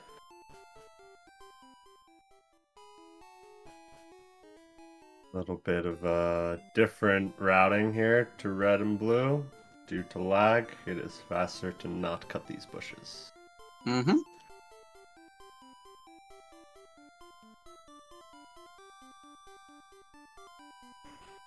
Faster and easier. We love that. You get to see the sights of Fuchsia City. Okay, I gotta use the PP up in this menu right here.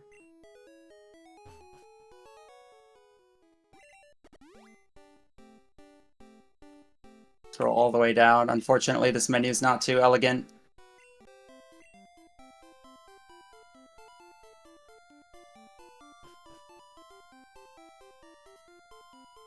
We're gonna pick up another full restore in this area. It's right on our path. Because Koga is coming up in not too long, and he is a dreadful fight that can waste your full restores. Yeah, just in general, in Gen 1 too, it's nice to have. Like, full restores could definitely be useful in many different spots in the late game, and having just one, you usually want your menus to look relatively the same when you use an item that you only have one of. It'll shift everything up one, and that's really hard to adjust for compared to other games where you could just move items in between slots. My menus in the late game are going to be a little weird because I use the extra X attack, but it's fine. Won't have to worry about that for a while.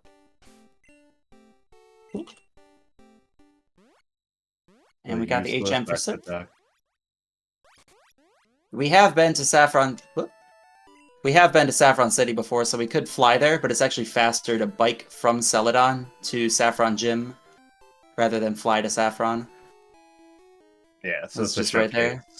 Showcase of why we make it our hub. We dug out to Celadon, we went to the left to Snorlax, so then we dug out of Safari, and we went to the right to Saffron. Later we're gonna dig out of here, we're gonna go south to Erica, so we go in every direction from the Celadon center. Sabrina is also the only fight in the game that you cannot lose.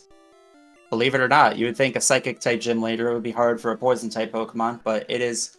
As long as you do the right things, which I don't know, you cannot lose. Yeah. This Abra only knows Flash, so we just set up on it. Make it X attack as well. I think X defends, but it doesn't matter because Abra is made out of paper. And then we just win. X accuracy even removes the chance for Gen 1 miss. All it does is, it doesn't like raise your accuracy stage like in modern Pokemon games. It just makes your moves bypass the accuracy check, which makes them unable to Gen 1 miss, so you literally cannot lose. So we just nonchalantly O-code a level 50 Alakazam, 11 levels lower than it. No big deal. And I'm going to step on this teleporter before digging out here, because that'll replace the dig animation with the teleport animation. And also, she didn't give us our TM because our packs are full. What's up What's up with that? Yeah, so items, instead of having like multiple item slots like you do in later gen, there's just one overall inventory, and it only has 20 slots in this game. It's very limited. If you've played Gen 1, I'm sure you've thrown a bunch of items into your PC before, because you can't pick up new ones. We take advantage of that in the run. When you defeat the gym leaders, they'll usually do like a little monologue about a certain TM and then hand you the TM. You get a jingle. We're skipping that entire interaction for every gym leader going forward here.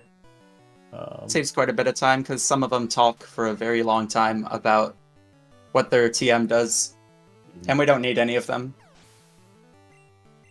Yep. One last use for Thrash here in the run before we delete it. Making use of the very fast animation as opposed to Earthquake being a lot more powerful, but it's got the slower animation.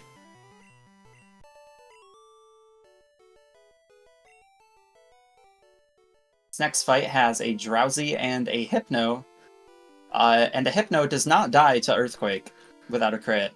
So hoping we crit it, because it does no confusion. And it always uses it in this game for some reason. Oh, it does? Yeah, every time. No, Oh, wild. Oh, it doesn't? Oh, you're... Okay, you're... Does it not actually feel like it uses it every time, though? Yeah, no, you're not wrong. You're not wrong. It has to be favored or something. I don't know. I'm gullible. I mean, if it's the first slot, technically it is slightly favored.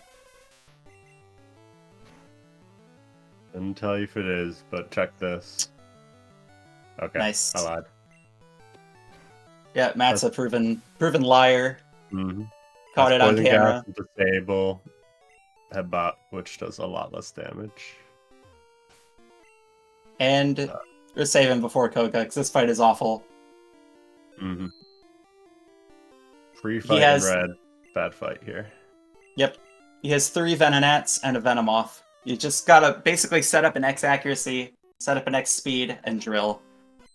And Venonat knows Psychic, which can lower special. It knows Sleep Powder.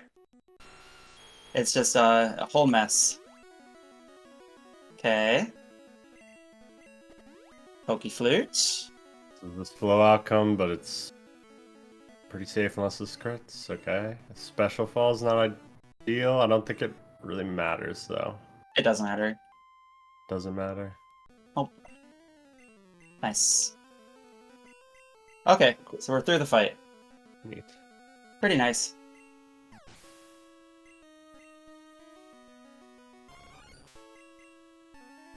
Yeah, Psychic is like 25% if used by the enemy to drop special, I believe.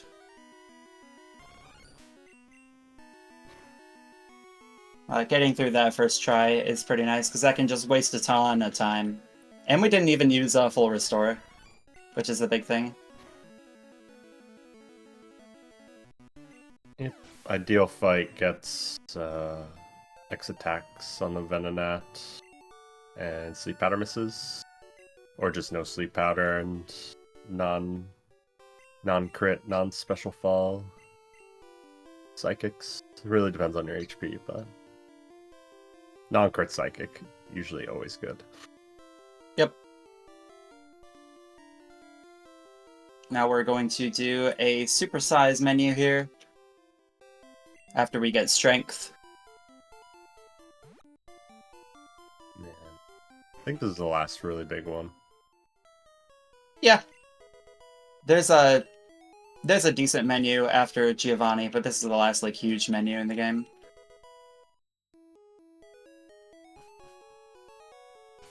Whoop.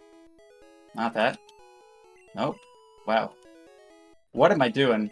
I don't know what I'm doing. I was doing fly menu. We're gonna teach Ice Beam over Thrash. Gonna be very useful for Lance.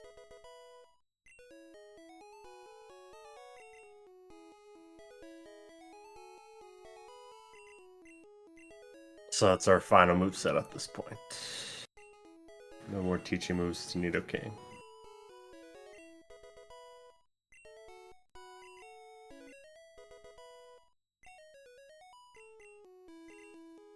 And we're gonna stop by our mom's house real quick, take a heal for safety. Also, just good to visit your ma. Yeah, call your mom. Yeah, for sure.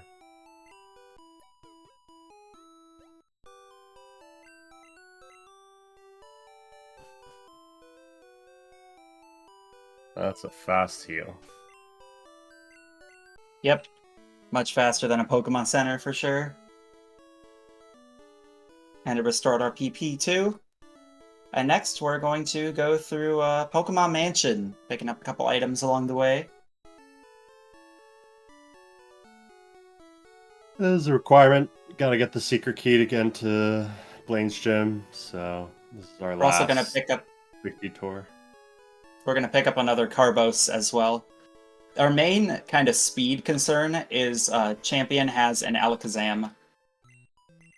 And there are pretty much two ways to outspeed that. You could either use a rare candy or use two Carbos, basically depending on your inventory route.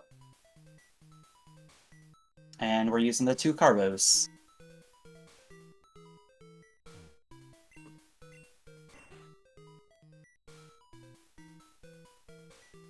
Fortunately, the Carbos is right in our path. Alright, so in this next room that we're entering, we are going to be having a low risk of running into a Eradicate. Can you get a Wheezing? I forget.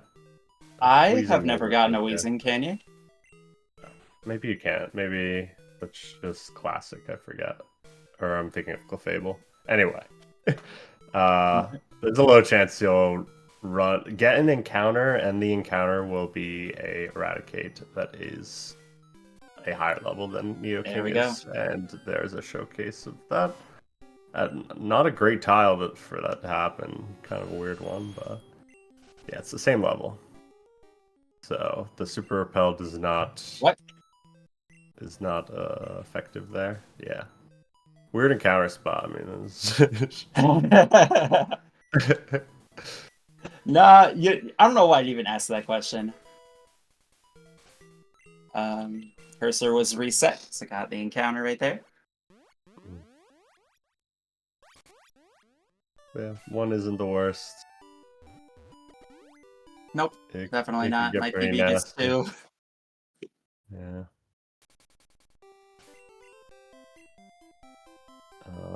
And then we'll have a similar risk like that with Onyx's in Victory Road.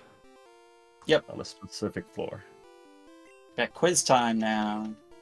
So this is shortened greatly from Red and Blue. Only the initial question prompts you with like the explanation of the tests in general.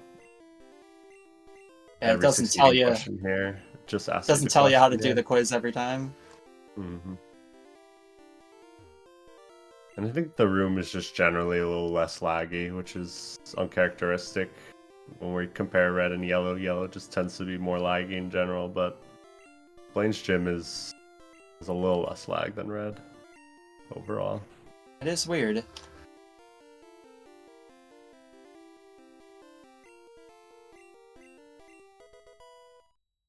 But yeah, getting these questions wrong is bad. Glad you're doing a great job. One more. Yeah, one more. This is no. It might look like I'm answering yes to each one, but just pressing B.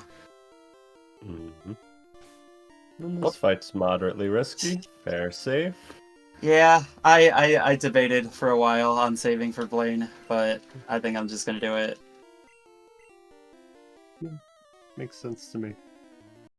Or full restoring, wouldn't have heard, but I think even full restore no save, you're not safe. Nah, we just get crit by Fire Blast. Oh, we're full. Nice. What am I doing?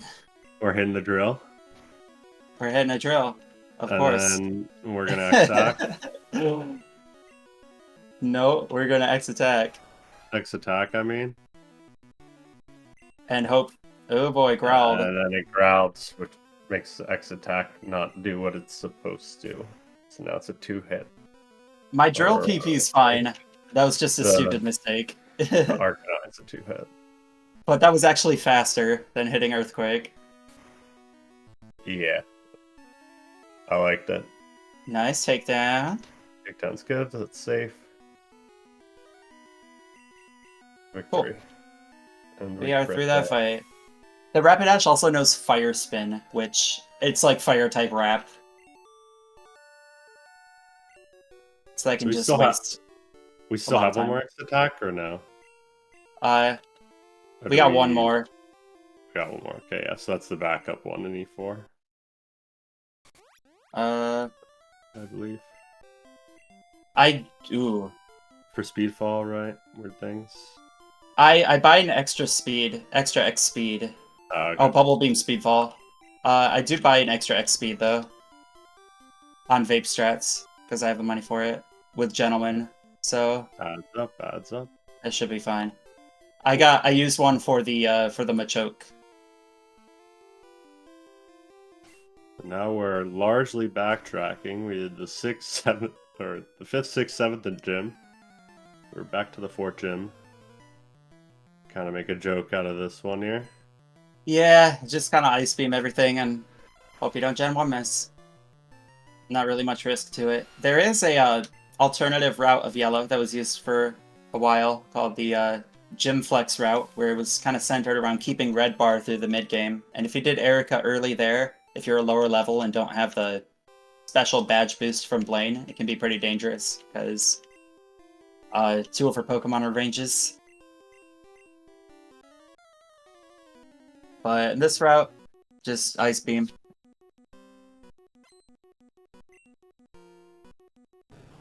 And then we get to enter the best part of the game.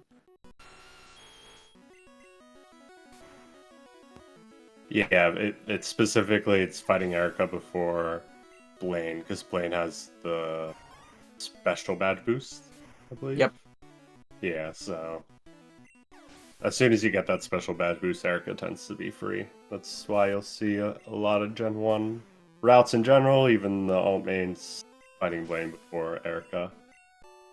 It's just, yeah, that little convenient boost. At this point, your stats are pretty high, so getting that initial 9/8 boost is quite huge. It's because you're getting Blaine's fire powers and using them against Erica. Super effective. It's Mega Man logic. It's up to me. Alright. Giovanni.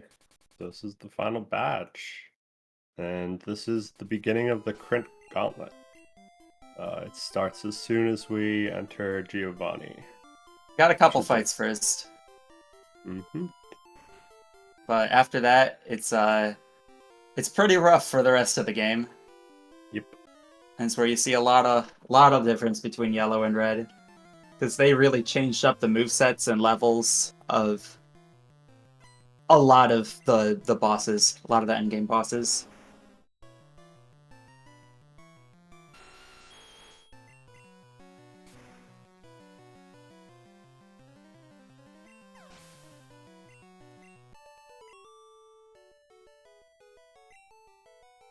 I believe at this HP we have to heal here no matter what for Giovanni, right? So it doesn't really matter what happens this fight. Especially with 9 defense. Potion, but yeah. 9 defense, yeah.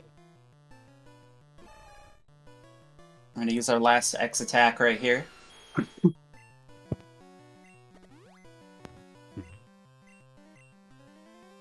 Wow, he had the same idea. And so did he. What do you know? And I can use Earthquake on Machop here. If Arcanine didn't use Takedown for the extra recoil damage, I would have used Earthquake on it to finish it off. But don't have to do that. And then if in that case, you'd have to Ice Beam that Machop twice. Now this is going to look a little bit weird.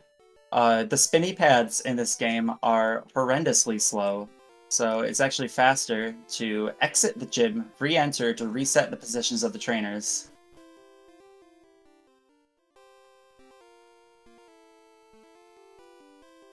And I'm definitely saving for Giovanni, because this is one of the worst fights in the game. I think it is the worst fight, or at least in my experience. Oh, I think that was... yeah, okay. I'm gonna get his TM. That's fine. I should have used a potion there. This is okay. Fissure's fine. Nidoking can learn it. It's a good backup if we run out of PP. Yep. Just replace Great Orange. backup.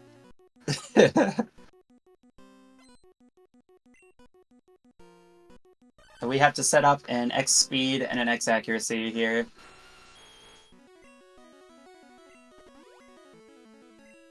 Unfortunately, Fissure doesn't work on flying types, so that might be an issue, but hopefully we don't have to teach it. Alright, Dig is not what we like to see, but it's better than... We're through. We didn't get crit, yeah. Dugtrio is insanely fast. Its crit rate is extremely high. I want to say it's in the high 20%, maybe. I want to say it's around 104. It's bad. It's like, it's base like 110 speed, I think? It's 110 or 120. So that'd be that out of 512. The rest of the fight is free. Unfortunately, in Gen 1, you can't earthquake things when they're digging, like you can in future games. So you do just have to set up the X speed right there and hope you don't get crit, or set up the X hack.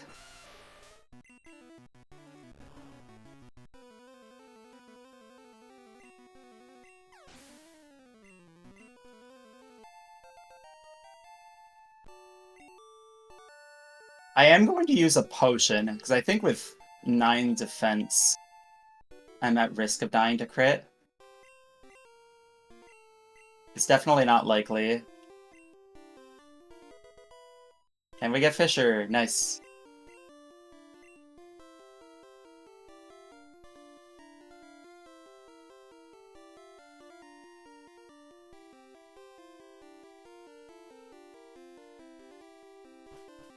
Alrighty. Bit of a menu here.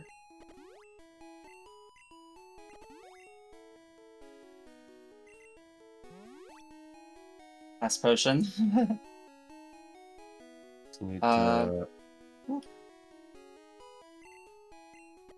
to top off our speed here. Carbos is pretty much exclusively for the Alakazam going forward. Champs Alakazam. Not too much to say about this fight right here. Just X-Ack and sweep. Oh yeah, I have to worry about quick attack too. Yes, so Vaporeon on Champ. You, at the point where Flareon, you'd already say, like, GG, you know the run is over. Vaporeon does not have that luxury. It could still get quick attack crit at the very end of the fight. Because of the Ninetales. And we're in red bar right here. Don't see too much red bar action when playing for safety, unfortunately. But, getting a little bit of it here. Red bar skips all the, like, Pokemon death noises. And we got quick attack! Okay. Whew. Yeah, so you can see as Ninetales, like, falls, transitions downwards. The little noise is skipped. And along when with we the level noise, up right pause here. that happens. Yeah. The level there. That was... Skip the whole jingle. A little bit more than 3 seconds. It just has to do with limited audio tracks. The red bar noise overwrites what produces the jingle after the level up. The audio sound, and because that doesn't play, the pause never happens. Time saved. I think I will buy a couple full restores instead of picking up the Victory Road one, because I'm out of super potions and regular potions. In case something bad happens on Bruno or Agatha. Makes sense to me. Yeah, we talked a little bit about red bar, but one of the big hidden time saves overall. If you have red bar for a very long time, every text box you clear just saves a frame. Can't really see that happening, but yeah, there's a small jingle that plays every time Adds you up. clear a text box that's overwritten. A lot of text boxes in this game.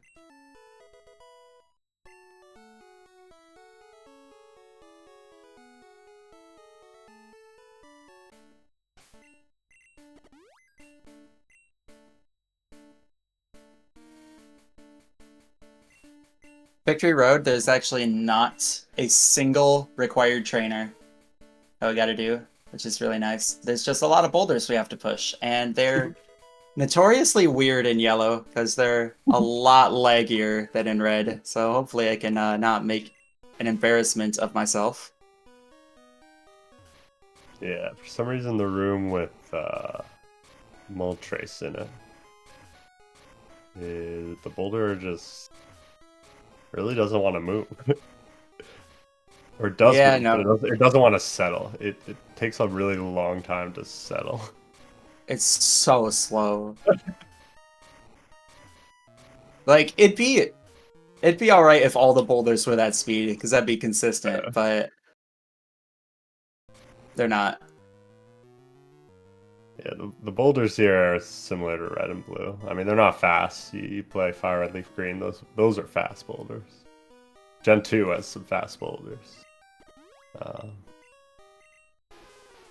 This game, not so much.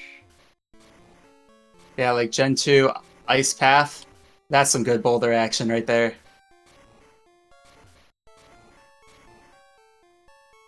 Surely we sneak in a swag, at least one, right? Yeah, well, sure. Why not? That's the beauty of Gen 1 boulders. Can't There do is a this risk anywhere else. of Onyx in this room as well. Even with the Yes. repel up, we can still encounter something.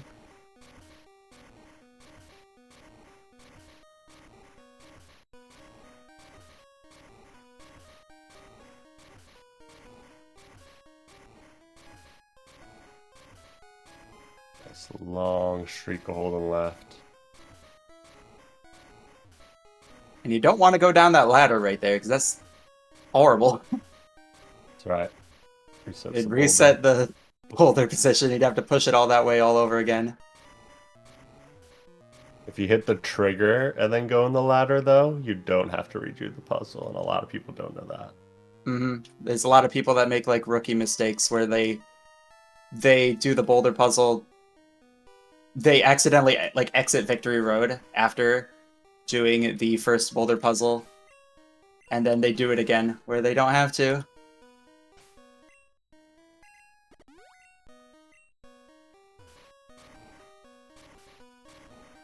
Very nice.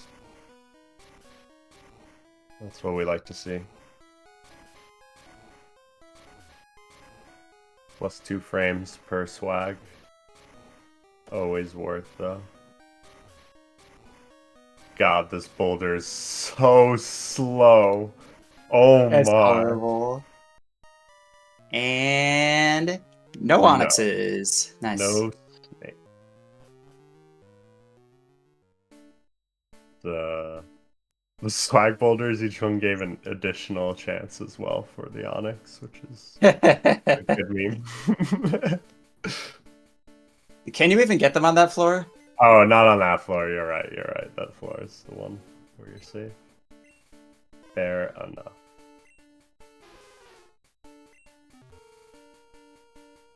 I'm gonna heal in the Pokemon Center one more time.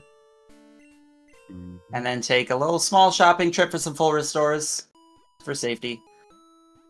So if you've only seen red and blue speedruns, haven't seen yellow before, the Lorelei strategy with the rest, it's not guaranteed in this game to use rest on the bird. Or on the Lorelei's second turn, rather. pretty dangerous fight right here. Because it's another one where if you get crit, you're just dead. Yes. We also have rest is now 1 and 3 instead of 1 and 2. Yep, hoping for just see rest from this Dugong while we're setting up the Exact. It can Bubble Beam and it can Speed Fall, which is really bad. Or it can Aurora Beam.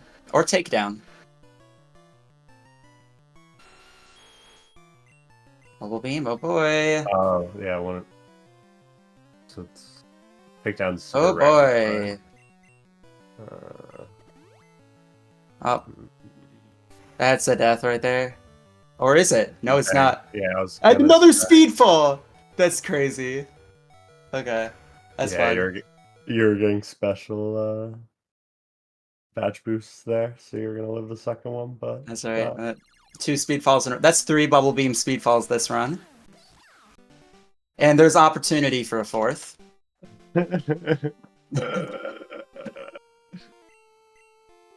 Bubble Beam has a 100% speed fall rate. Or does it? I don't remember what Misty did. 33% technically, but yeah, more or less. Okay. Alright. Let's check Let's do this that out. again. Come on, Plus. please. Please, Ain't please, no way, please. ain't no way, no way, no way, no Please. way, no way, no way, no way, no way! Hey! No Critic. way, dude. That's so cool. I love this game. Yeah. Now you can Damn. see why we saved. Bubble Beam is a cool move. So nice. 33% to speed fall, they say. I don't know how you make that a fraction of 256, but... Isn't it like 25% if used by the AI because of some Gen 1? Only 4 Or like, is that on Misty? Is that only on Misty? No way. How? Ain't. C. Okay. Last time we got critic. Since I only 4th worst E4 fight. Okay, so this is 4th try? Yeah, 4th try Lorelei, for sure. Surely, right? Surely 4th try. Surely. I'm not confident. Alright, so this time it's not going to pick Bubble Beam because that is favored to happen. Believe it or not, it has moves other than Bubble Beam. Like that move. Oh. Don't crit, please. Yeah. Good. Nice. See, we're through Lorelei now. That fight was great. The next fight's not as bad. Surely that's the worst E4 has to offer, right? And the other move was Rest, by the way, which did absolutely nothing. Yep, it can use Rest at full HP, which mood, but also it's not very good if you want to win. Yeah. I've seen, well, people who go for PB attempts and they have a really bad run, they'll just go into the fight with red bar and pretty much just hope for the 1 and 3 to happen, that they get Rest. I've definitely seen it happen a few times. Pretty funny when it does.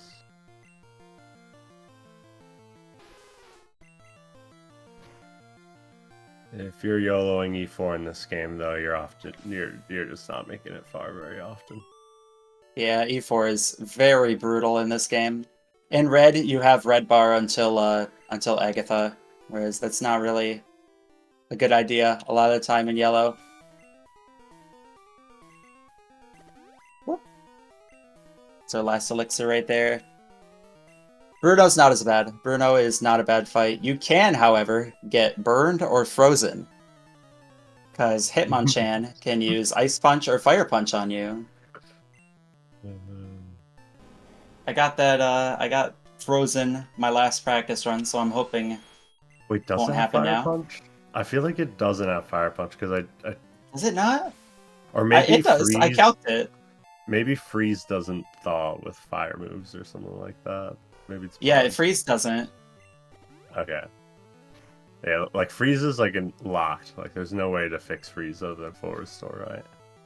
Yeah, you can only get out of Freeze if you heal it or Haze is used. Which would Haze, got it. Yeah. Okay, that adds up. I don't think fire moves can thaw. Can they? I could be wrong on that. I don't believe so. in this gen. I don't think that seems too advanced.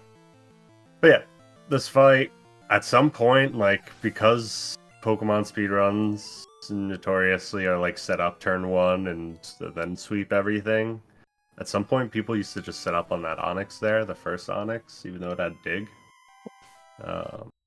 It took a while until they were like, hey, why don't we just take out the Onyx, Oko it, since we have Ice Beam, an Ice move, and just set up on the second mon. Crazy idea. That is much more consistent. Mm-hmm. Just hoping for it to not use one of its 4 moves. Agatha is also a pretty bad fight based on what this Gengar does. Don't para. Nice. Very cool. Now we just have to 2-turn Golbat. Good Agatha and Yellow. What the? Doesn't make up for the Lorelei, but... Nope. Not quite. Surely we get through the rest of E4 Deathless, right? Surely. Yeah, I mean, Underestimate is almost guaranteed here. You'd have to think. You'd have to think.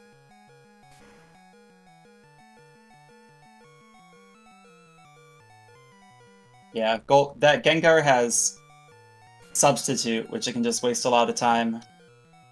It's got Confuse Ray, and Golbat has Supersonic. So, very, very good that they just used damaging moves and nothing happened right there. This red bar is pretty cool. Mm-hmm.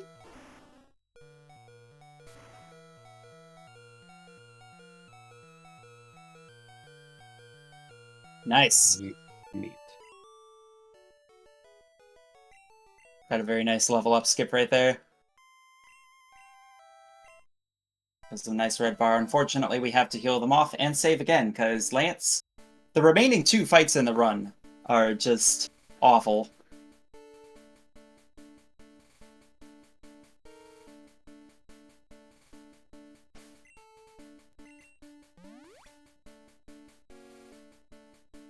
We gotta set up on a Gyarados, which will always use Hydro Pump. Missing would be ideal, but we can't kill it without an X special, and we can't survive Hydro Pump without an X special. So we just gotta set up an X special and hope to not be crit by Hydro Pump. Yep.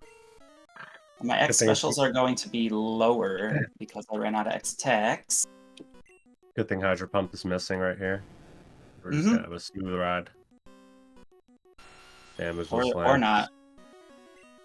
Oh yeah, I didn't. I swapped something else. Close. I swapped elixirs, that's right. Did not get crit, but your HP is low. Yeah. I'm gonna set up on the second Dragonair. Adds up, adds up. We could also get... Oh, no, okay. Yeah. Second Dragonair.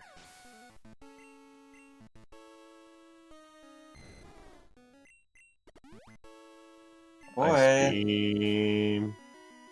We are alive and in the red bar. Sweet. I'm safe. Now just Champ left, which is also a horrible fight. In that we have to, we gotta heal to full and save, and we have to set up on a Sand Slash that will always use Earthquake. And if it crits, we're dead. There's a couple other things that can go wrong too. Especially since we're on Vape strats, so Champ has Ninetales, which still knows Quick Attack in the champion fight. I agree, the sprites in yellow are pretty awesome. Yellow sprite's pretty good. The yellow sprites are just... Some of the red sprites are iconic, but in general, the yellow sprites are better. Yeah, yellow sprites are more on model with the anime.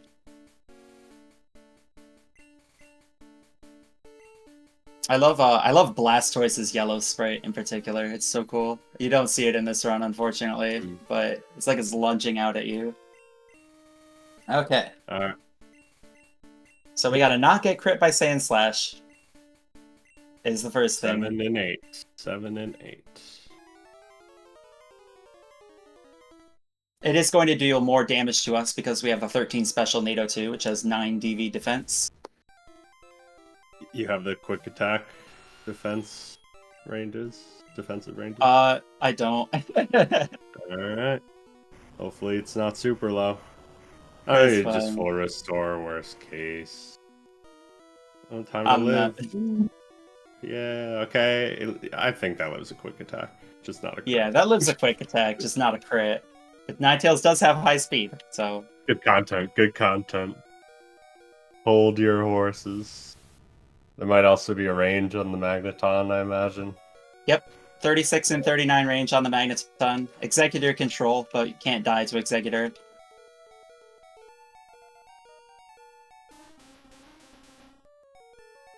Miss. Oh, got a No. Pokeflute. Okay. In red bar though, so it's much better than out of red bar. Okay. Seed is what we want, although we would have preferred Hypnosis miss. Alright. And Nice. No quick attack. Neato. Then a very favorable range here. I could have horn drilled that. Whatever. It's Followed fine. by Magneton, which doesn't have the scariest moveset of all time. But we are going to get Leech Seed if we miss this, so Very nice. Very cool. And we're through. GG, man. All right. GG. 3 deaths on Lorelei, 1 death on Misty. But we are through at last. Rest of V4 was not bad to us. Rest of V4 was actually pretty great. Yeah, Bubble Beam was just the worst this round. It was kind of funny. Yeah. Got 3 Bubble Beam Speedfalls. One of Lance's Dragonairs has Bubble Beam too, which is why I said it might come up. Even itself, when we needed Bubble Beam for the Rhyhorn, it wasn't there for us. Bubble Beam was just Yeah. ultimate betrayal of this game. That was my own dang fault though. That was good though. That was good. Gotta have one misclick for content. Mm-hmm. Yeah, don't vape, kids. Don't vape, kids. Nope. It's bad. Don't do it. Nope. Just reset your run, man. Just reset it. just reset your run. Don't vape. Don't vape. Flare instead, which I guess that could be taken in a number of ways.